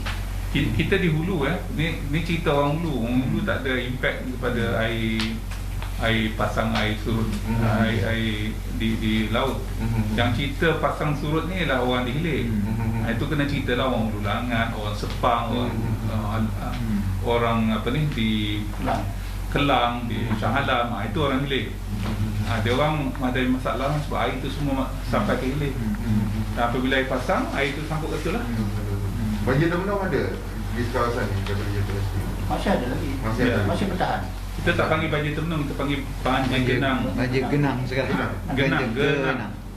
So, expected bila akan surut kalau saya kata cuaca baik? Okey. Masa 2-3 hari. Ya, saya kena jawab soalannya. Tadi masa kami nak pergi jumpa Perdana Menteri di Kelang, Majlis Bandaran Kelang. Jadi saya ada tiga laluan di mana air memenuhi jalan. 3 saja.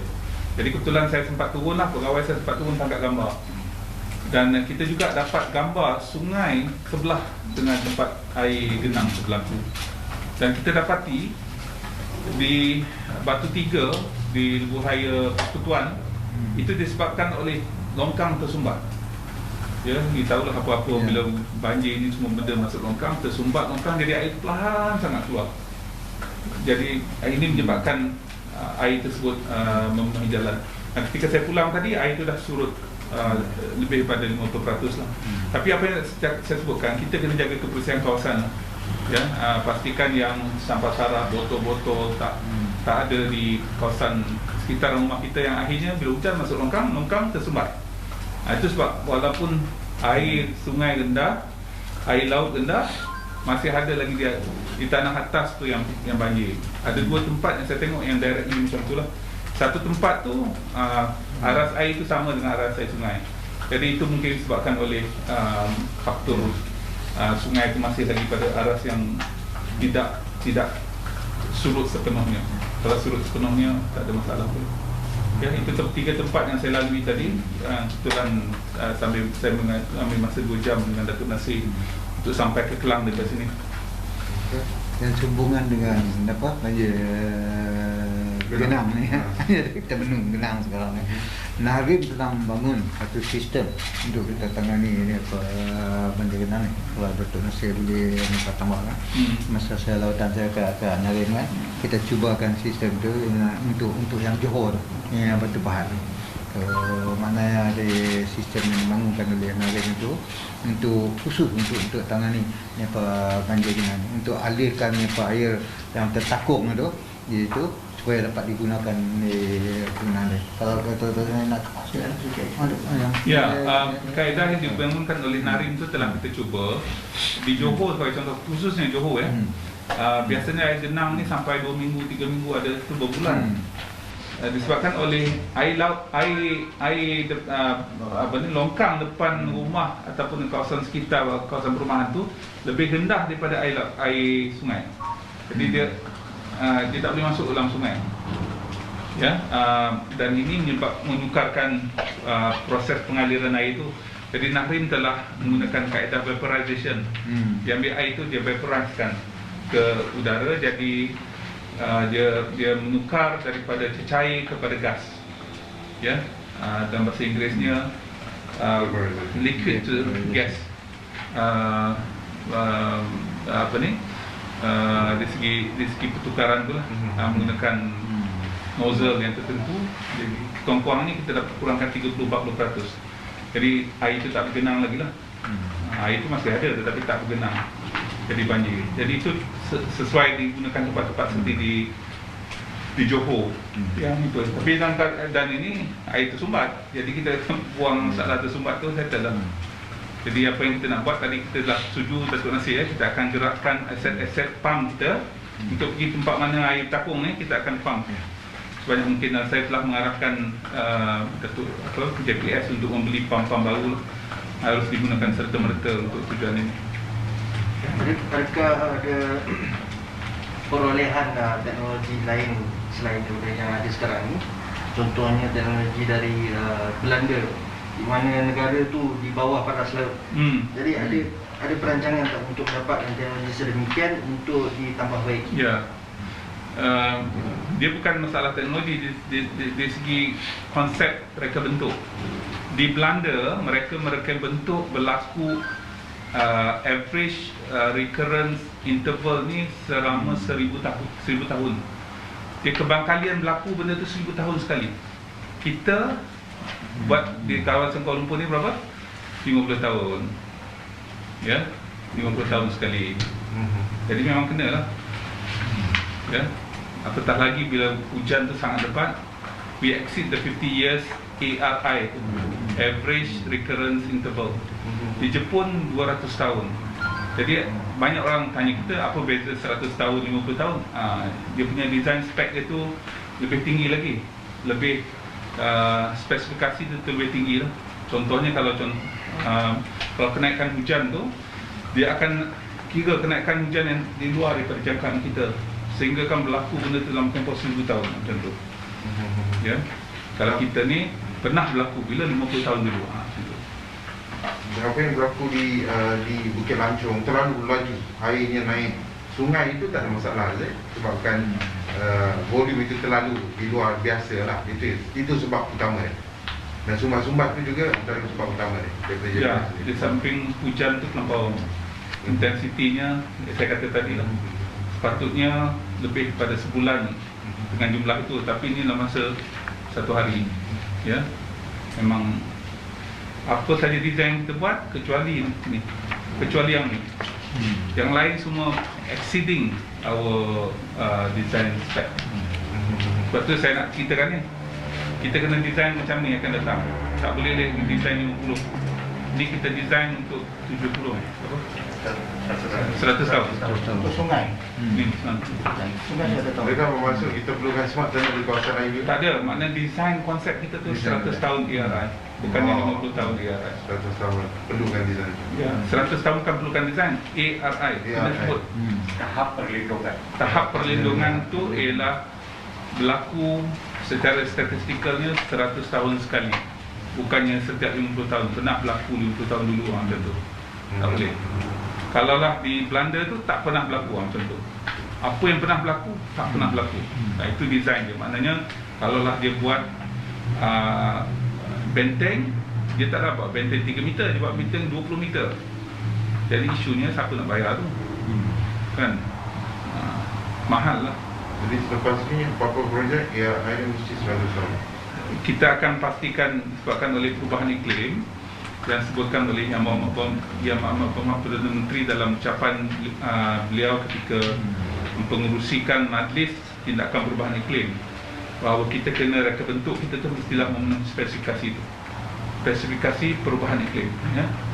Jadi kita akan comply. InsyaAllah nanti JPS akan siapkan spesifikasi itu untuk semua patuhi. Dan akan datang ni, saya sebutkan tadi lah, kalau kita buat ban, kita buat benteng, tak boleh lagi lah buat benteng 3 meter. Sebab 3 meter ni selalu sangat dilempahi air. Kita kena buat ban yang lebih tinggi, benteng yang lebih tinggi. Lebih bersiap lah, lebih bersiap siaga lah untuk di masa depan nanti. Ya. Datuk, dari segi yang pergerakan untuk mengempang air keluar tu dah gerak lah sekarang ni? Kerajaan negeri Selangor ada 93, JPS Selangor ada 93, semua telah digerakkan. Tak cukup 93 ni.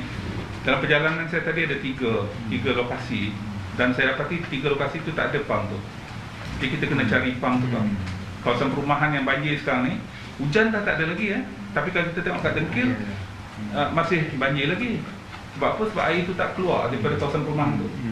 Jadi sama ada longkang itu tersumbat, ataupun kita kena cari cara apa yang menyebabkan air itu tak keluar. Tapi untuk keadaan sekarang ni kita kena pump air itu. Okay. Ya. Okay, ada apa lagi? Cepat Tapi fokus kepada smart tanah. Benda ni work perfectly lah so far. Alhamdulillah. Boleh tengok Mak. Ya. Can we take one photo? Boleh bagi dekat kita pegang. Saya bagi pada YB ya. Demikian tadi sidang media yang dilakukan oleh Ketua-Setiausaha Kementerian Alam Sekitar dan Air, Datuk Seri Insinyur Dr. Zaini Ujang, dan juga Timbalan Menteri Kasar di situ juga. Beberapa perkara diumumkan dan juga dibentangkan ataupun dimaklumkan di situ. Tapi kita berhenti rehat seketika dahulu. Anda akan bersama dengan Lokman Haris. Lepas ini kita akan mengetahui dan juga menembual beberapa NGO dan juga bersama dengan beberapa wakil rakyat dan juga mereka yang berada di lapangan, bagaimanakah situasi banjir di kawasan masing-masing. Selain di Lembah Kelang, teruk terjejas juga di beberapa kawasan di Pahang. Wartawan-wartawan kami juga berada di lapangan. Keadaan banjir di Kelantan juga akan kami telusuri dan juga teliti selepas ini. Pastikan anda bersama kami di seluruh platform digital dan juga platform TV kami, Astro Awani, untuk mengetahui perkembangan banjir dari masa yang ke masa. Bersama dengan Lokman Haris sebentar nanti. Kita berhenti rehat seketika dahulu.